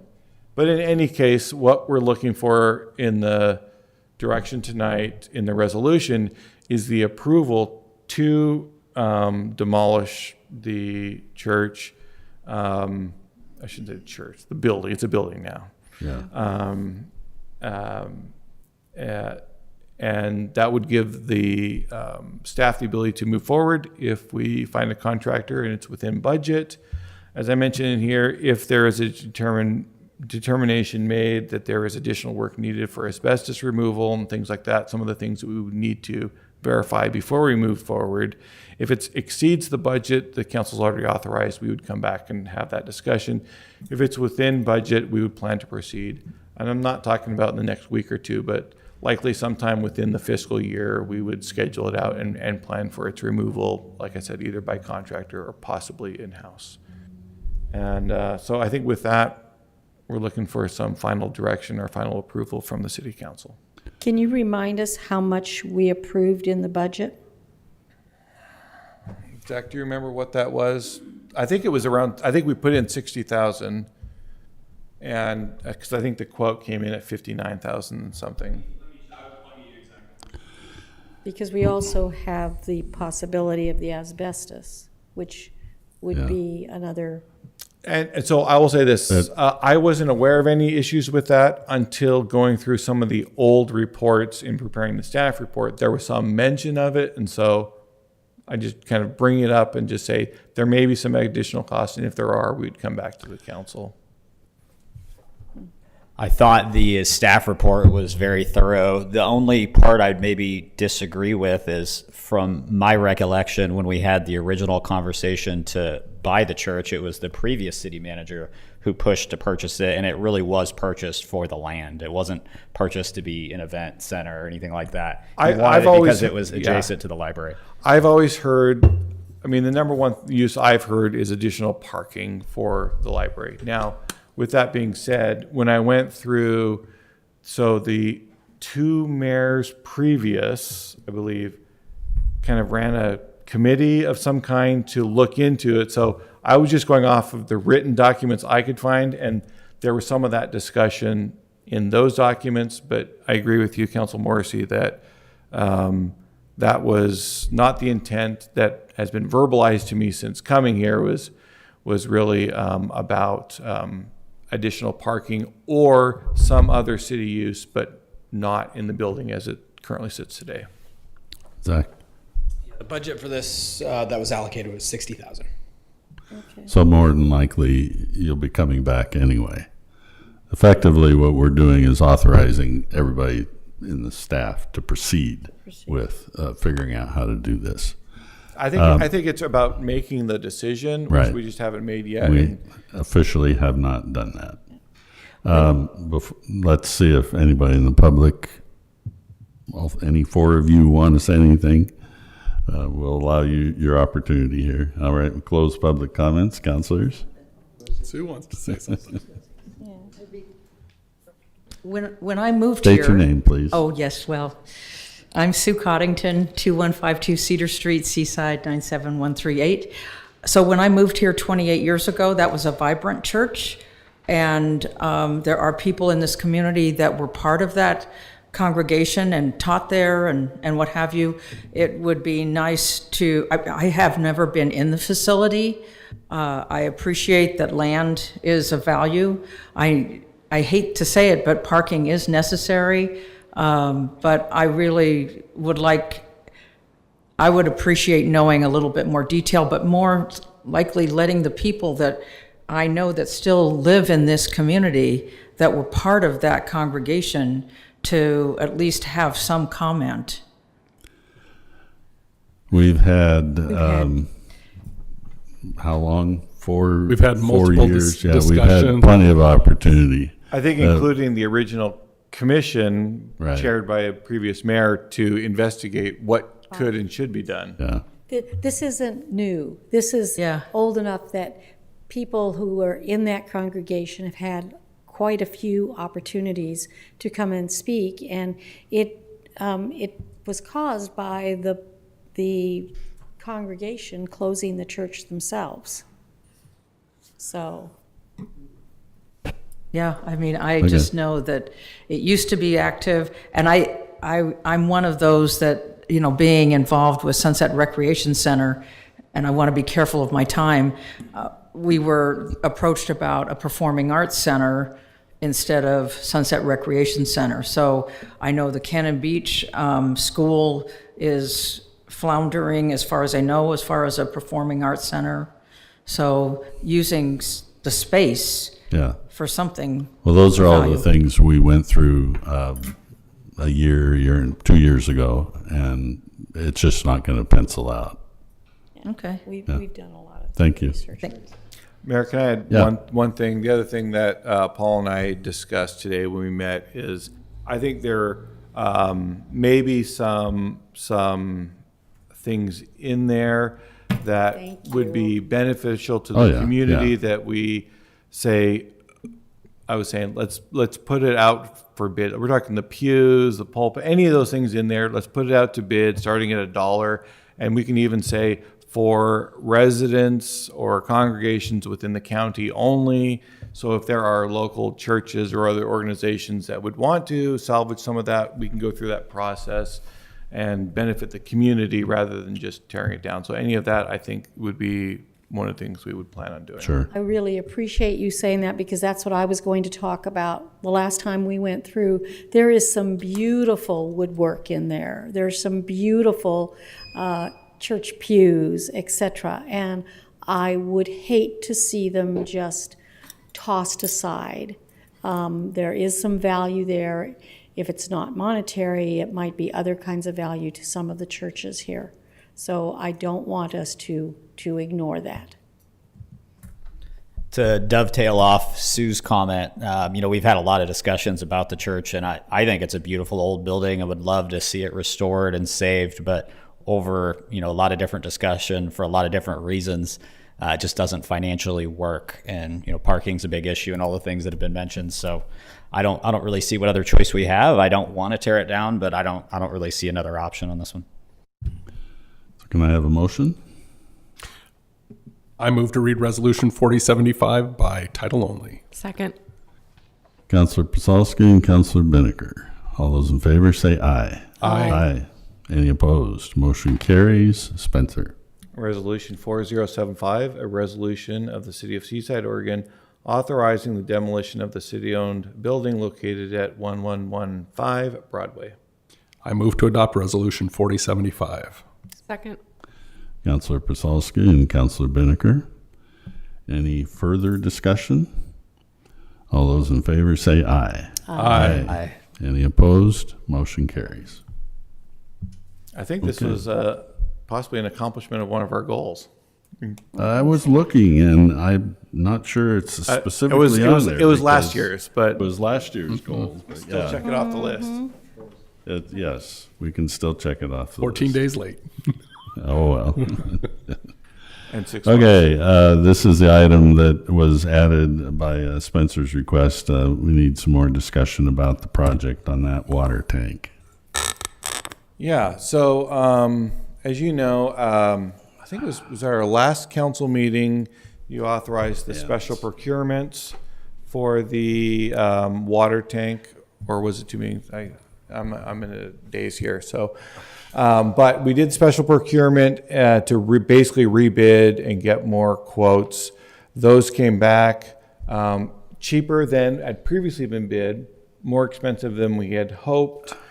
But also, bringing on Paul as our new public works director with his engineering background, as he has looked at this, especially from an engineering point of view, he has some additional insight, and some of it could have significant savings to us now, but with costs down the road. And so, as we are negotiating the scope of work with different contractors, I felt today that we need to have this discussion with the council so we have some direction, and so we really have even buy-in from the city council. And so one thing, John, I'm wondering is if it might be better instead of that full screen, I think we'll talk about the top part and then the bottom part, so if we can zoom in so we can see that a little bit better. Thank you. Much better. Thank you. So you want to take us first through the bids, Paul, and then Yeah, so scroll up and just a then little kind of with bit. the plan or the idea. Just bring it up just a hair so you can see the total cost.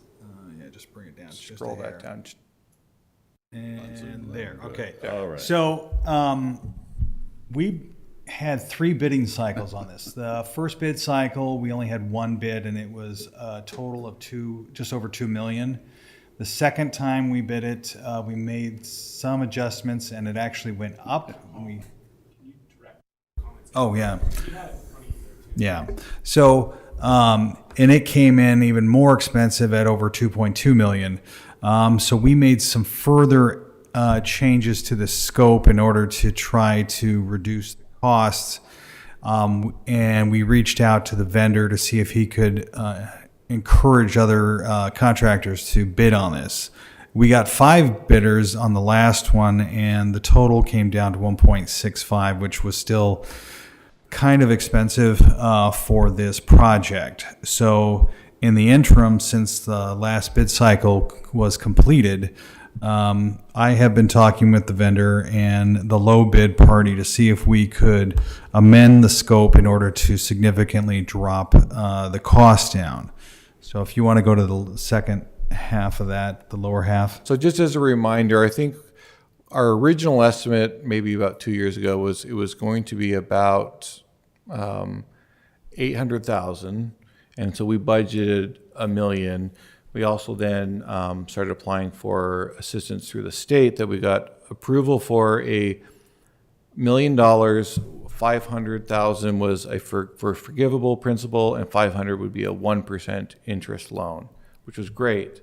Then it was like, oh, let's just do the project, which is where we are today. But so keep in mind that 800,000 to $1 million is what we originally thought, and we're at the 1.6 with a somewhat reduced scope a little bit. And we do have some money in the bank for it? Is that what you're? Yes, we have some of that grant budgeted money? funds in addition to the state funds. Got it. All right.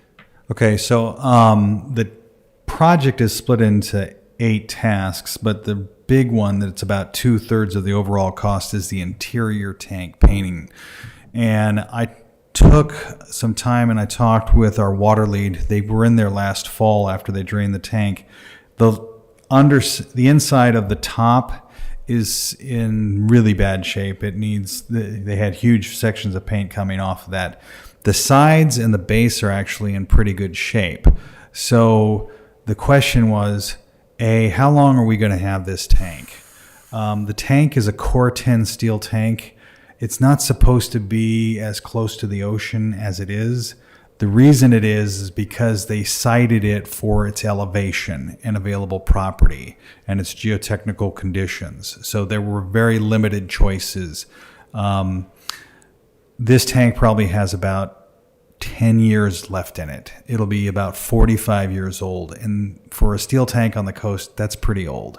And it's a very hostile condition. I would like to prepare the city to start looking at replacing with a concrete tank, which should easily last 50 to 100 years. I've put in several concrete tanks in over the last year, and they do very well in this environment. They are more expensive, but their maintenance costs are less than 5% of a steel tank. So going forward, you're looking at every 15 years, you're going to be hitting this with another, say, $2 to $3 million or more going into the future. Whereas a concrete tank, you bite the bullet, and it would cost about $5 million right now to put one in. But I'd like to reduce that interior tank and look at option 2, which is a reduced scope where we basically do the full underside of the top, and then we have some limited areas in the bottom and the walls. Based upon that, and my conversations with the contractor and the vendor today should put us somewhere in around $1.2 to $1.3 million, saving us about $300,000 to $400,000, and putting us back within our budgeted area. Because right now we're slightly over what we have budgeted for paying for this. That will still get us the last 10 years of this cycle. So I don't see spending the extra $300,000 to $400,000 to get us to the same point that we're going to anyway. So option 2 would be the preferred option to finish this out, with the intent that that will be the last time we maintain this tank, and it will be replaced by a concrete tank. So just to clarify, because this is, as we were talking about this through this today, either way, under option 1 or option 2, Paul's assessment is this has about 10 years life left. So in some ways, we would be over preparing some of the parts of the tank that could last longer than 10 years, but the other parts won't. So we're maybe overdoing the amount of work needed. So, it would be a different case if option 1 got us 20 years. Yeah. But if the life of the tank is only another 10 years, either way, it just makes no sense to do the full project as outlined in option 1 and just do the areas of highest need. Exactly. And at what point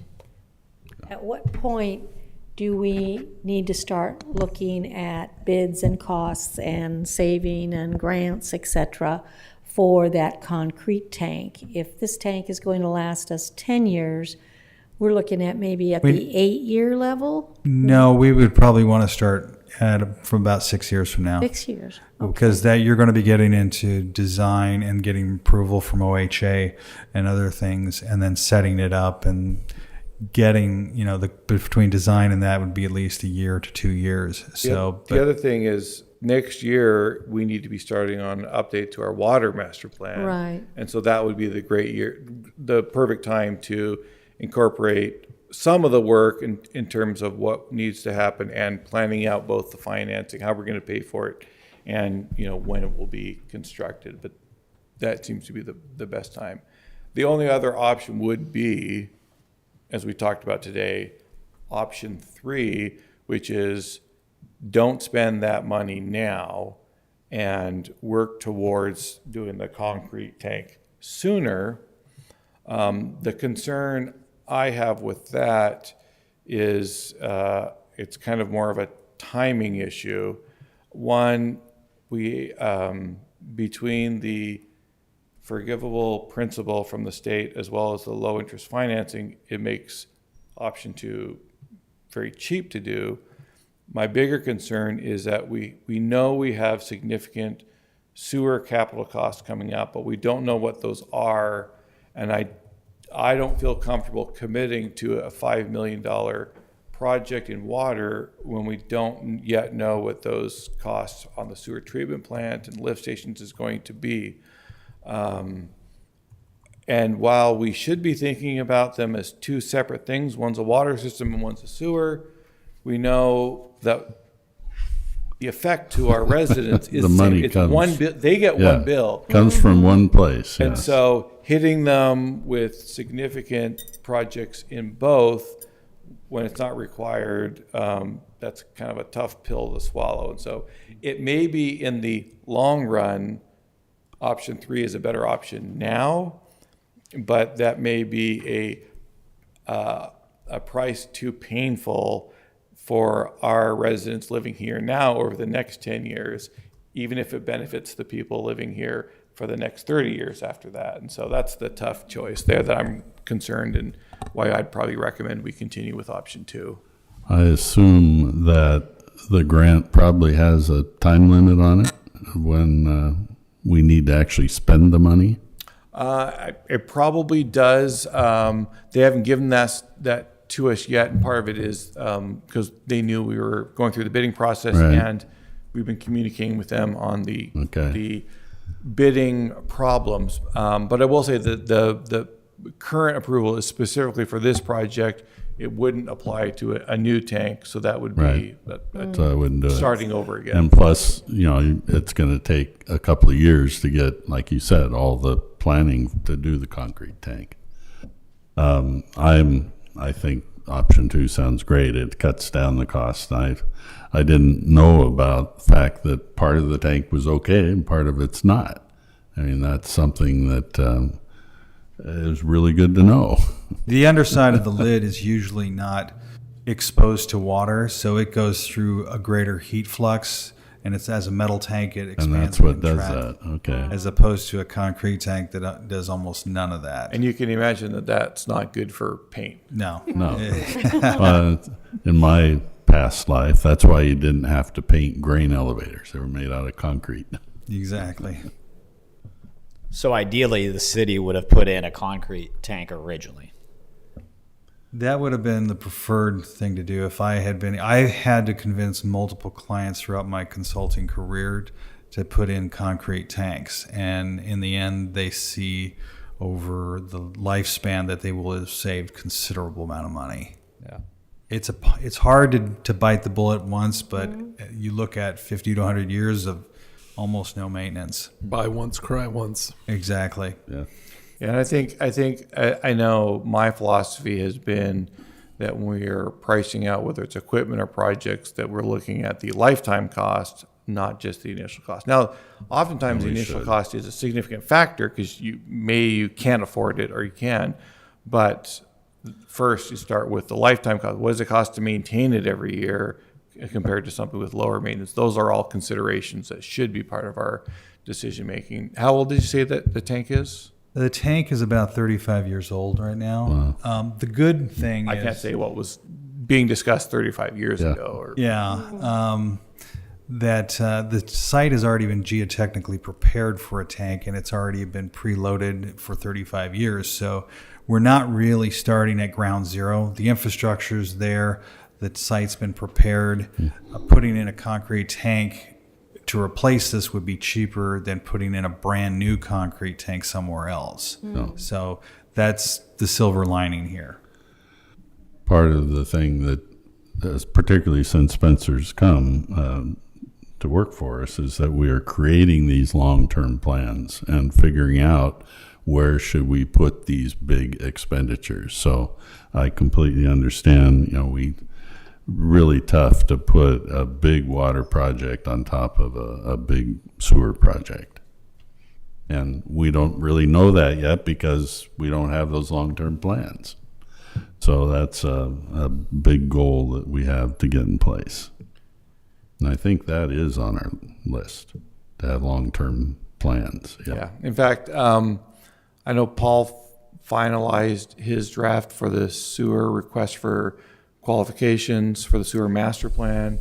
I'm about halfway through reviewing it today, so hopefully we'll push that out soon, and pretty soon we'll be kicking off that project, and we'll start getting some. I think we know some of the initial problems we have, but we'll have a comprehensive look at the whole system and be able to come back with not only the status of everything, but the ideal plan for replacement based on the life of the equipment and our ability to pay for it and get funding for it. So Try not to do everything at once.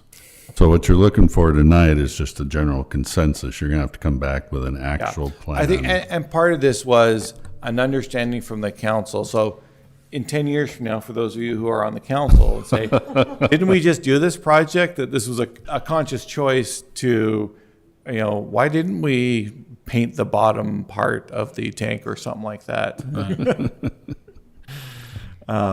Okay, so I think does I just everybody wanted, understand and they agree I'm on with board. proceeding with option Makes 2 sense. is the proper I way to think go. I just wanted some council buy-in, Yeah. and maybe so it's not a, well, why didn't we just do the concrete tank in 2025 or something? Yeah. So just The this is a understanding good thing here for us to discuss. is that this tank will need to be replaced within 10 years. Right.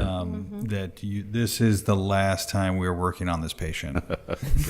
Yeah, and in Got some reality, others too. we wish we could invest the 1.2 million in the new tank today, right? Right. That would be ideal, but with the sewer priorities, it's the best decision. Correct. Yeah. Okay, thank you. Thank you.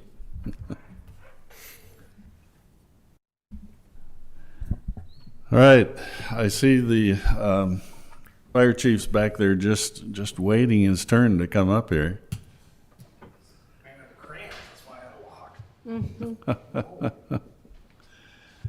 Time for comments from staff.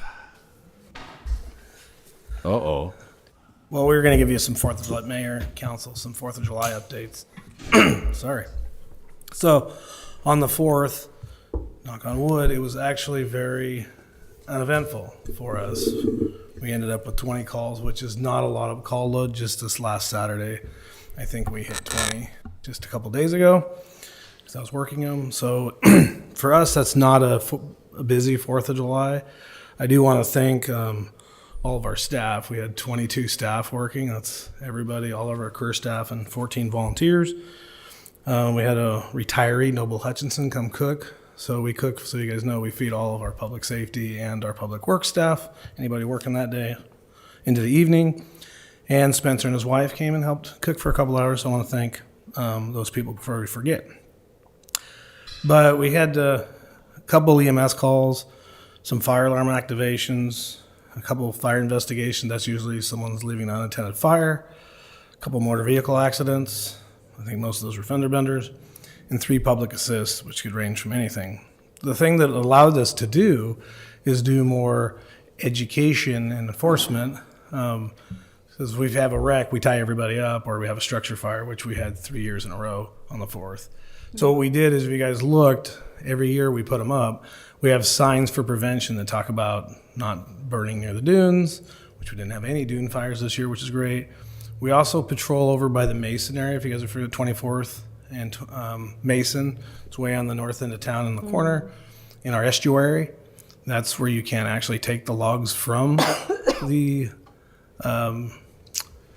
by the high school there. You can't take it from the bank because it's for erosion control. And we actually have signs that say that and an ordinance for it. But people who rent places or don't know that go to the beach and pull the logs, which you can do. Go to the estuary, which you can't do. And so we actually sent crews down there to tell them, nope, you can't burn that, put it back where you found it, and you have to stay away from those homes. So that's what it did allow us to do.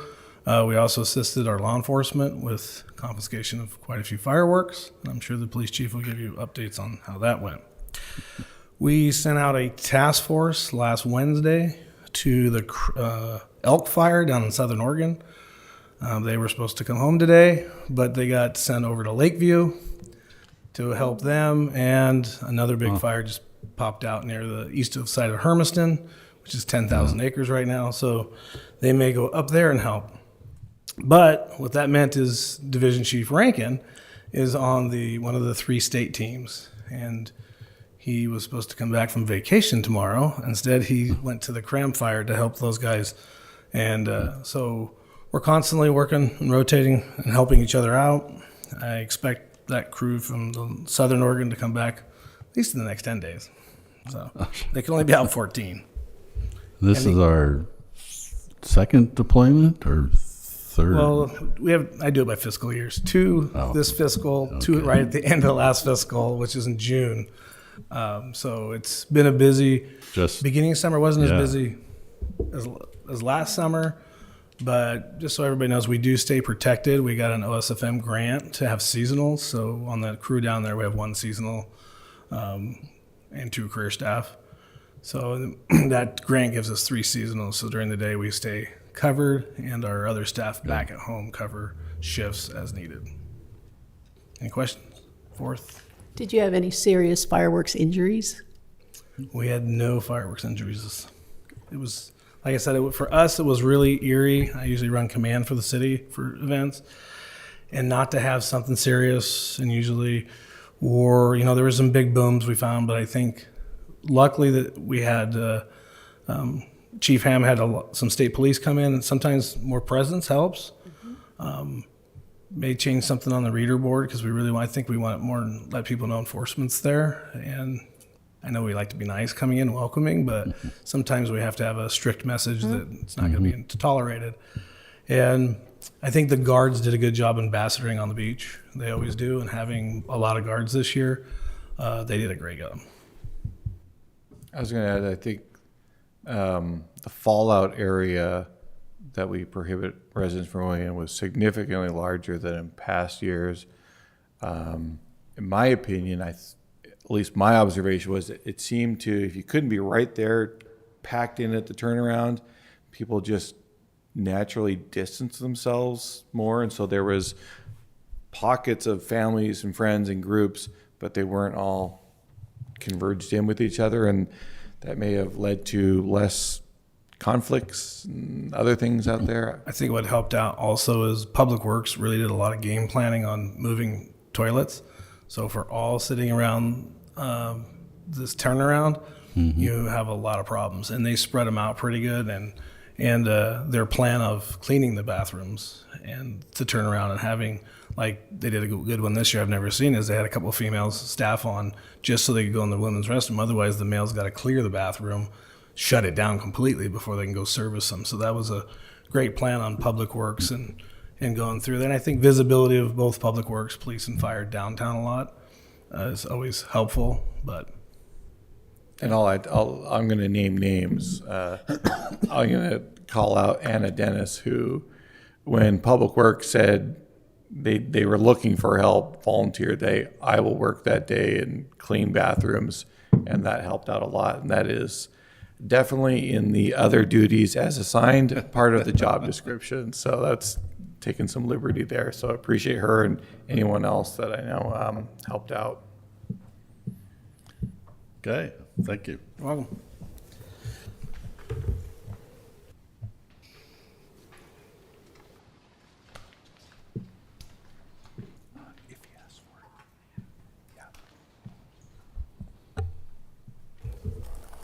Good evening, Good Chief. evening. Thank you for having me. Our 4th of July, I don't know if you got that photo. Let's throw that up whenever there's a photo of all the seizure of the fireworks that we had. Oh, fire department's contributions there as well. But that's, we've seen something similar to that in the past, but this was a pretty good haul this year compared to some of the last few years, I guess I should say. Some of the stats, these are not exact, but pretty darn close. Using Thursday night the 3rd through Saturday the 5th, so I could kind of compare to last year's. Obviously, this was a weekend event for us, whereas last year was more of a Tuesday, Wednesday, Thursday, if I remember correctly, due to leap year or what have you. But That 3-day period, we had 190 total case files of just varying degrees of everything, and about 185 last year. So that 3-day period was about the same in total case files. For the 4th itself being, midnight, turning into the 4th till midnight, turning into the 5th, 90 case files compared to 77 the year before. So a few more during that 1-day period. And then I kind of used the Friday the 4th from 6 o'clock p.m. to 3 a.m. on the next day, the 5th, which is really kind of the big push. We had 60 case files out of that 90 for the day. So we have a significant amount of increase of activity going on in that evening hours there, and that 60 versus 56 the year before. So again, pretty similar style of numbers in there. So as far as fireworks goes, there's about 31 plus or minus, probably plus, case files taken for fireworks offenses. We did issue over that 3-day period 20 citations. I think in years past, the last several years, we really haven't had a whole lot of citations issued, but back in 2020, 19, 18, I think our highest year was, I think, 13 or so. So we definitely wrote a few more tickets this year. There's a few more case files that I was looking through today that they just aren't done. The citations probably haven't been turned in yet. And so there may be a couple additional in there, but you got a pretty good picture of what we did when it comes to that. I had a look at the dates. 16 of those sites were on the 4th itself, with 2 being the day before and day after. And then I had them kind of give me a rundown of whether they were local or not. And so basically it looks like, I think, 18 out of those 20 were non-residents to Seaside or Clatsop County. They're all out of area people that were being contacted and cited. Some of the case files that were not issued citations, kind of some of the reasons where there's several in there that were calls for service that we got sent somewhere. Hey, there's fireworks going off. And by the time we get over there, we're just, like I've described before, unable to locate them. There's some contacts that were made, but they were actually Oregon legal fireworks. And so there's no action taken on those. And then, I know one for sure where somebody was out with somebody and then a priority call came, and so they just seized their fireworks and took off without a citation. So there's a few reasons why maybe a few more citations weren't written, but that's kind of the description on that. Other types of calls for service that are occurring. Last year we had during the kind of that witching hour, 6 p.m. to 3 a.m., 10 disturbance or disorderly conduct types of calls. This year we had 12. Sometimes these are, we try to get to the area in time to catch them, some running. If they're on the beach, it's just very difficult to even figure out what's going on, and that just eats time. So it's time-consuming things. Last year, we ended up having 3 DUIs, all taken fairly close timeline to each other. And so by the time one person pulls somebody over and gets into a DUI situation, another officer's pulled off to kind of cover them, just because you never know what you're going to get when you're dealing with somebody that's intoxicated. And then this year we didn't have any DUIs, but I'm not saying that there weren't any out there. I'm just saying we didn't get any with everything else that was going on. Last year we had 3 hit and run cases that I saw, with more traffic offenses kind of reported in there. So those are taking time for our officers to investigate. This year we had at least a couple of motor vehicle accidents on top of, again, more traffic complaints that were in there. Last year we had 1 felony assault, and then this year we had at least 2 misdemeanor assaults and another felony that we're investigating. So those are types of calls that are occurring. There's a few other things that are happening in there, but when it comes and to... Chief, are those assaults, are those involving citizens or? Yes. I don't have a good answer for that off the top of my head. I know that our more serious assault that occurred this year, I don't believe anybody involved in that was local. So, other than that, this summer or this year's, I kind of just checked the weekend instead of going the Thursday before. I did Friday through Sunday. So the Friday the 4th through Sunday the 6th, there was 179 calls. So we stayed busy all weekend with this 4th of July. We had extra officers on, including the Oregon State Police, which I believe we had 8, 6 on bike, 2 on foot is what I was kind of described. I really didn't have a whole lot of contact. Lieutenant Knight was dealing with them directly. I haven't seen any stats. I'm going to try and follow up at some point to see what was there. But I know oftentimes when they come into communities like this, their focus isn't a whole lot of ticket writing versus just being support for extra visibility enforcement, stuff like that. But if there was much cite written by them, I'd be real surprised that they ticketed a whole lot of folks. They got people coming from all over the state, and for them to write a local type of ordinance or something, it really doesn't go well when they're having to travel all the way back for court or something on something. So anyway, we enjoyed having them, and we'll get some feedback from them at some point when we do a little bit more of a debrief. The idea for our DFZ, the downtown area, initially was briefed to the staff to kind of take the turnaround and go north and south and basically just perch yourselves there and grab people that are coming on with fireworks. That's why you saw as many fireworks seizures.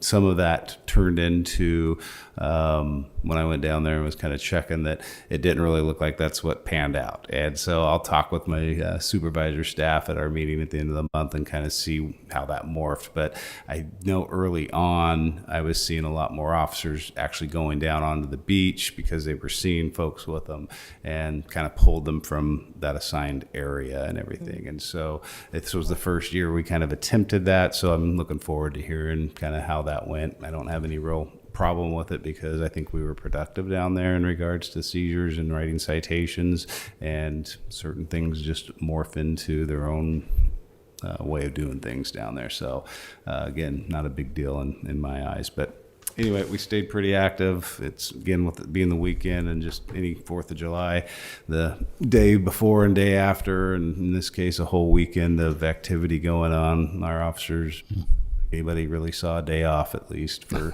a certain amount of it. So we had some extra hours accumulated and paid for with overtime, but at the same time, quite a few down there. So any questions?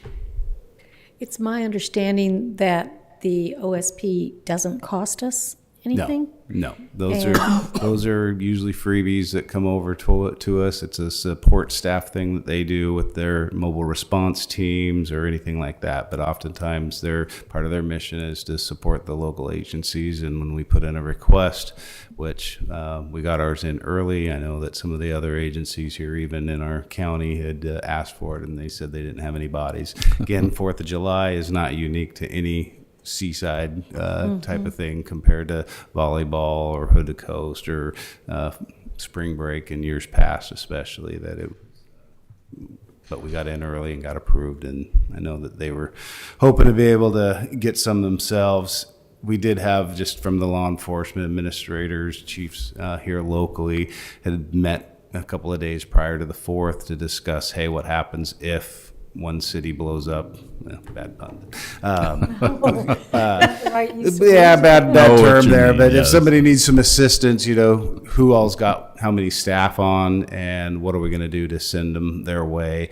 I know that from the state police local commander basically said that MRT was planning to stay tight in Seaside. However, if it really was needed, then we were going to either let them go and or send some of our own resources to help with a local problem or something like that. So anyway, everybody had gotten together and kind of discussed, and we were all ready to help each other out from one city to another if it got a little bit out of control and more than we could handle. Well, it would be good to hear the feedback from them and see what kind of things they come up with. We'll be talking about fireworks and all that in a couple of months, so we'll have you back then. Great, thank you. Yep. Thank you, Chief. Any other city staff want to come up? Okay. John? Anything? Nothing for me. Okay. Kim, you have a reminder for us. I'm doing reservations for the League of Oregon Cities Conference tomorrow. So I've heard from all of you. I haven't heard from David. Okay, You haven't heard from me yet. right. I'm doing it tomorrow Okay. morning, I want, all right, 8 in the morning. all right. So, I need to look at the dates again. okay, Thank you. all right. Special that we might have some Seaside youth attending on the Friday. There's a special day that youth from across the youth councils will be attending and having a special part in that. So we'll see if we can get a couple Seaside people. Spencer, anything else? We'll be meeting this week with CCA. Viviana's back in town, and I'm back in town, and so we'll be getting together. So I'm hoping and anticipating that we'll have something more ready for adoption at our next council meeting, and so that we can move forward with the Can't Move as quickly as possible. I think we're close, even before meeting with her, based on the direction you gave me last time. And then just to thank you for supporting me in my professional development, as well as John. We had a good city managers conference, and I was looking through my notes today, and so I haven't gathered everything, but there's plenty of things that I've made notes of, things I want to do differently or implement here, and so I'm looking forward to those over the next coming weeks and months. Are the camp rules the last piece to get the camp moved? Is construction completed? Well, there's two things: camp rules, and then at the same time, an updated agreement with Clatsop Community Action. The council approved an agreement in February, and Clatsop Community Action's board approved the same agreement, but it had a start date of like March 1st, and when we knew we weren't going to make that, both of us declined to sign it, because the idea was they would start when the camp moves. And so since that time, they've come back with some minor changes they'd like to make, which is, I've reviewed them, no concerns there. If you recall, our template for agreements is very one-sided to the city. Mm-hmm. It might make it a little That's more all right. equal. For example, right now, only we can terminate the agreement, they can't. It's fair that we can both do that. A few things like that. And so, and then if there's anything that comes out of the camp rules that would affect the agreement, we would need to incorporate it. Right now, I don't anticipate that would be, but we would have 2 items on the agenda. Other than that, the only thing would be noticing, and we can, if we meet this week and think we're there, we can even start noticing our campers of a move date, even if that something falls through at the next council meeting and we need to delay it. We want to have the option to move pretty quickly after that meeting if we're able to. So the construction is at a place where we could move folks in. Yeah. I haven't got the update. As we were ready 2 weeks ago with everything except for, I think, some of the security cameras weren't in, but some of those things, I mean, there's no security cameras now where they are. That's just an improvement. So there's nothing stopping the actual move. And there's some other things the council's asked us to look into, adding some things, but again, I don't think any of those are contingent on moving. Good. Heidi? Hold on, I have a question. Spencer, can you talk about July 31st session, the education session? Yeah, so, I mean, you spearheaded this, so I'd turn it back to you. Well, sure. But we're going to have, in fact, I think we're on the same page, but I'll let you do it. You can take the credit, because I think Councilor Montero's reached out and helped to organize, I think, what should be a good session for our council and potentially other councils as well. Great. Heidi? I was very, what's the word I'm looking for? Had a great time at the 4th of July parade. I have never gone to the Seaside 4th of July parade. 'Cause Oh. I usually hide in my neighborhood and try to avoid all the tourists. So it was delightful handing out the flags to all the little kids and seeing the response from the How families. polite they are. Yeah, yes, it was really, really fun. So, had the board meeting with the library, as I mentioned to Spencer earlier, they're all over getting the policies and procedures there. It's gonna be fine. So that should be done very soon. That's it. Yeah. Yeah. I've got a couple of things. First, the ad hoc surf and e-foil committee met, and we came out of that with an understanding that there's 3 directions that the committee wants to work on. One, updating our city ordinance that relates to the use of those devices and other vessels in the surfing area. 2, signage. Improve signage in the area, and 3, work to help support the efforts to change the state regulations to include the updated technology that's being used out there that just isn't addressed in the state regulations. Our next meeting will be sometime in the beginning of September, after the summer rush. We figured there's nothing that's going to happen so quickly, and it's not as big of an issue that it needs to be urgently done right away. The other thing I wanted to talk about was fireworks. I know we're planning on having a meeting in the future, but I had a couple of pieces that I thought might be helpful for directing that conversation. I called before the 4th down to Lincoln City and talked to one of the lieutenants down there, and the changes that they have seen over the last 3 years not having fireworks allowed in the city have been, they've had a lot more families come and visit and be involved in the city, as well as a huge reduction in violence among the visitors that come, so that the people who are breaking the law are often the ones who are breaking the law. And I believe that we have always taken the approach or the thought, our paradigm is that we can't stop the illegal fireworks. It's just too big for what we're doing. And I think that there is a way that we can stop the illegal fireworks so that we can save our Seaside fireworks show. I think the areas, there's 3 areas really where we need to work on it. I think we need to toughen our ordinance and increase the fine so that it becomes very much a deterrent to people using the fireworks. Second, I think that whether through volunteer or through paid staff, we need to have a checkpoint, not necessarily going through people's stuff, but having the proof that everybody knows what the ordinance is, because there's a table with a sign right there that you have to walk by to get to the beach. And that will help when we go to actually prosecute those violations. And 3, in the evening, being able to put a group of volunteers or otherwise up on top of the tall buildings with a grid of the beach that says, this is where we have fireworks going on right at this location. It's this person wearing this item, to be able to direct our law enforcement right to where it's happening. And I think within a couple of years, we could see a huge improvement.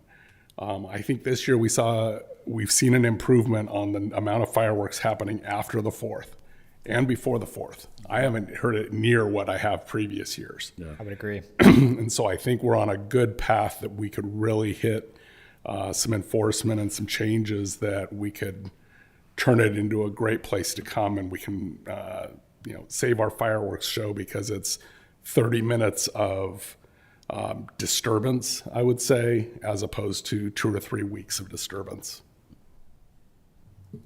That's all I have. Okay. Dina? Well, it would seem that we're walking. Up here. It would seem that we're walking down some of the same paths, and you're reading my mind on some things. And when David says no fireworks in Lincoln City, what it is that there's no sale of any kind of fireworks allowed in any part of Lincoln County.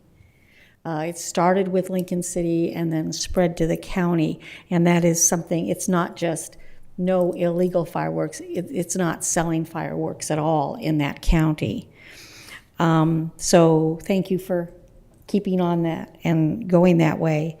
I attended last week a session, a work session of the Cannon Beach City Council. I am the Clatsop County elected official on the board of the Community Action Team, which provides Head Start through all of our 3 counties, Columbia County, Clatsop County, and Tillamook County, as well as funds a lot of initiatives and housing initiatives in the 3 counties.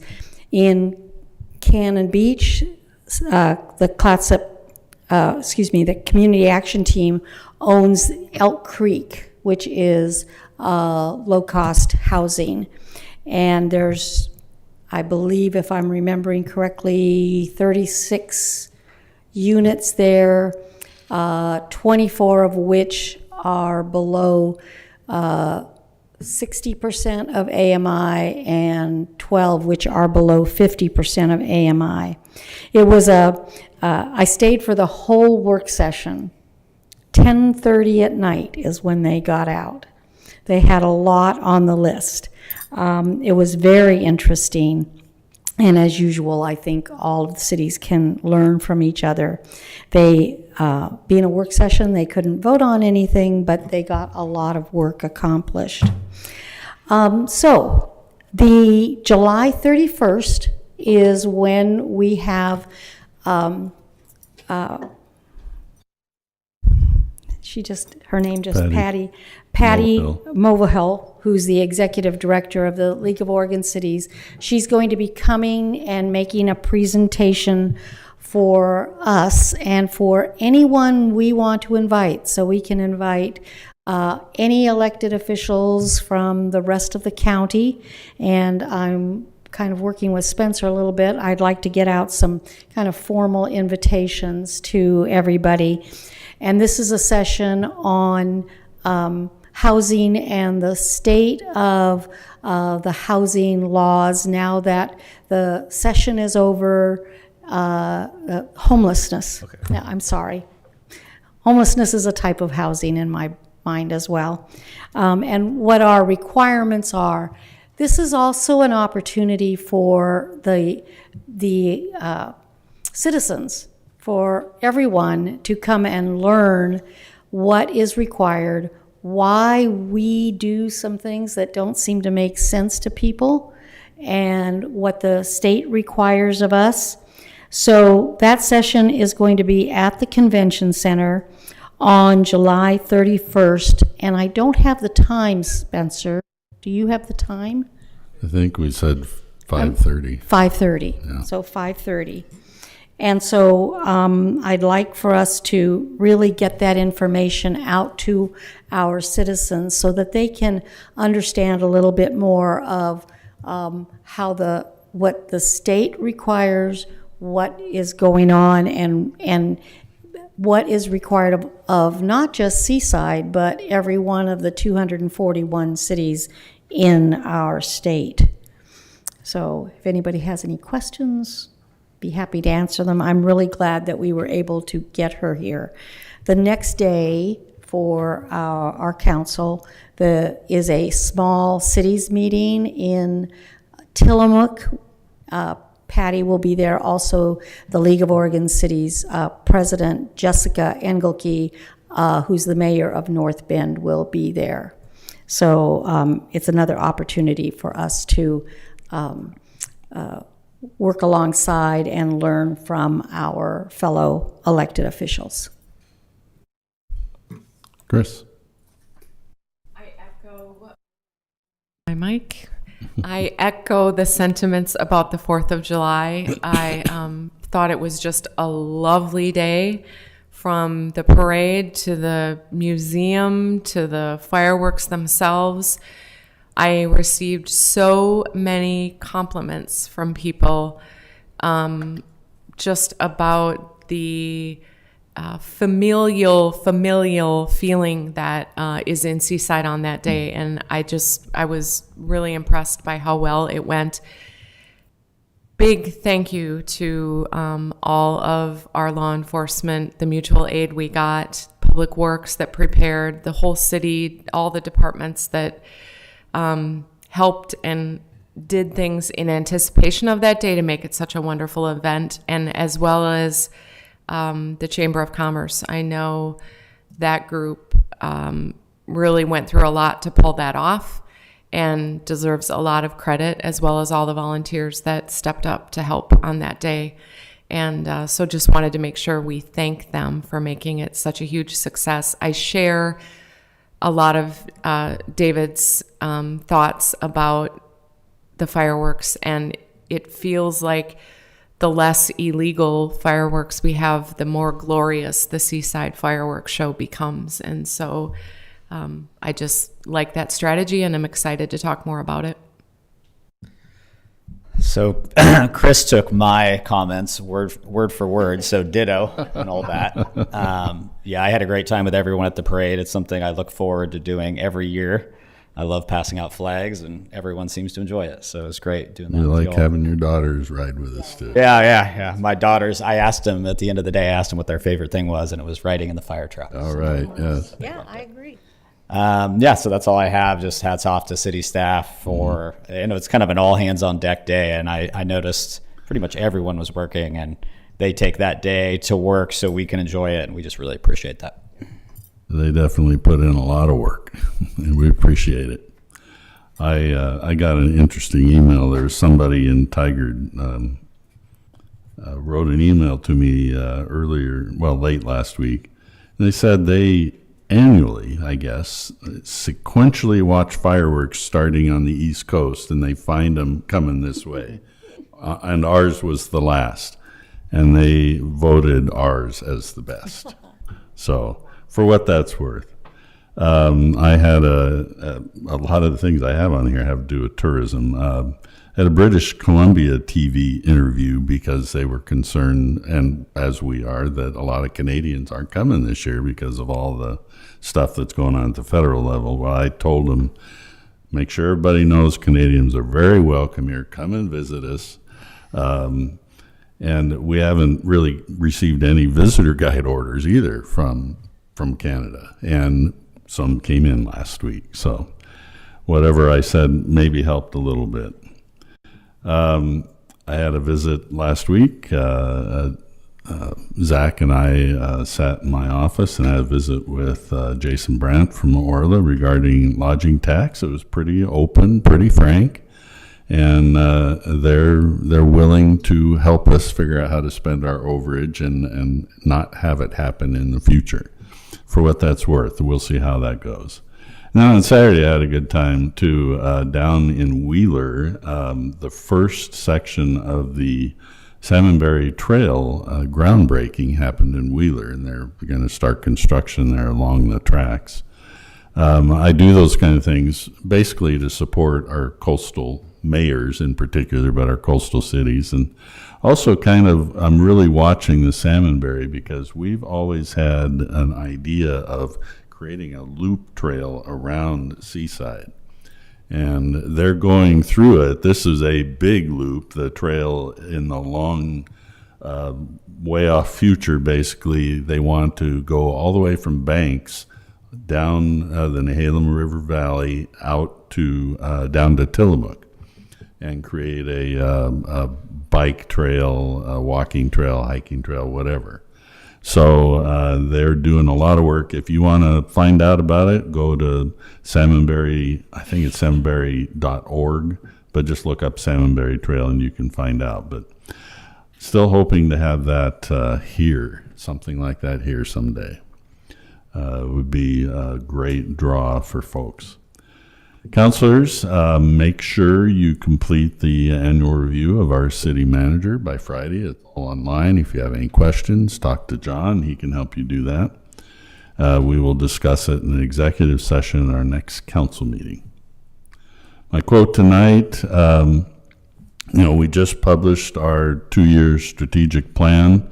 and I trust you've been sharing it. You know, I offered to create you one that's laminated here so you can carry it everywhere you go. We can print more, give them to anybody that you talk to at your council open sessions and all that. But in these times that we have so much political polarization and disagreement and negativity, I trust and I know that our city and the North Coast in general, I'll give it to some of the other cities, can act as an example of the rest of our state. And so I repeat, as I do a couple of times a year, my quote for tonight is, our vision, Seaside 2034. Seaside is a remarkable, culturally rich community. Families thrive, our businesses prosper, and generations of visitors create memories that last lifetimes, all in a healthy, safe, and neighborly coastal environment. That's what we're working for here on the council, and I trust all our staff have that in mind too. Thank you, and we're adjourned.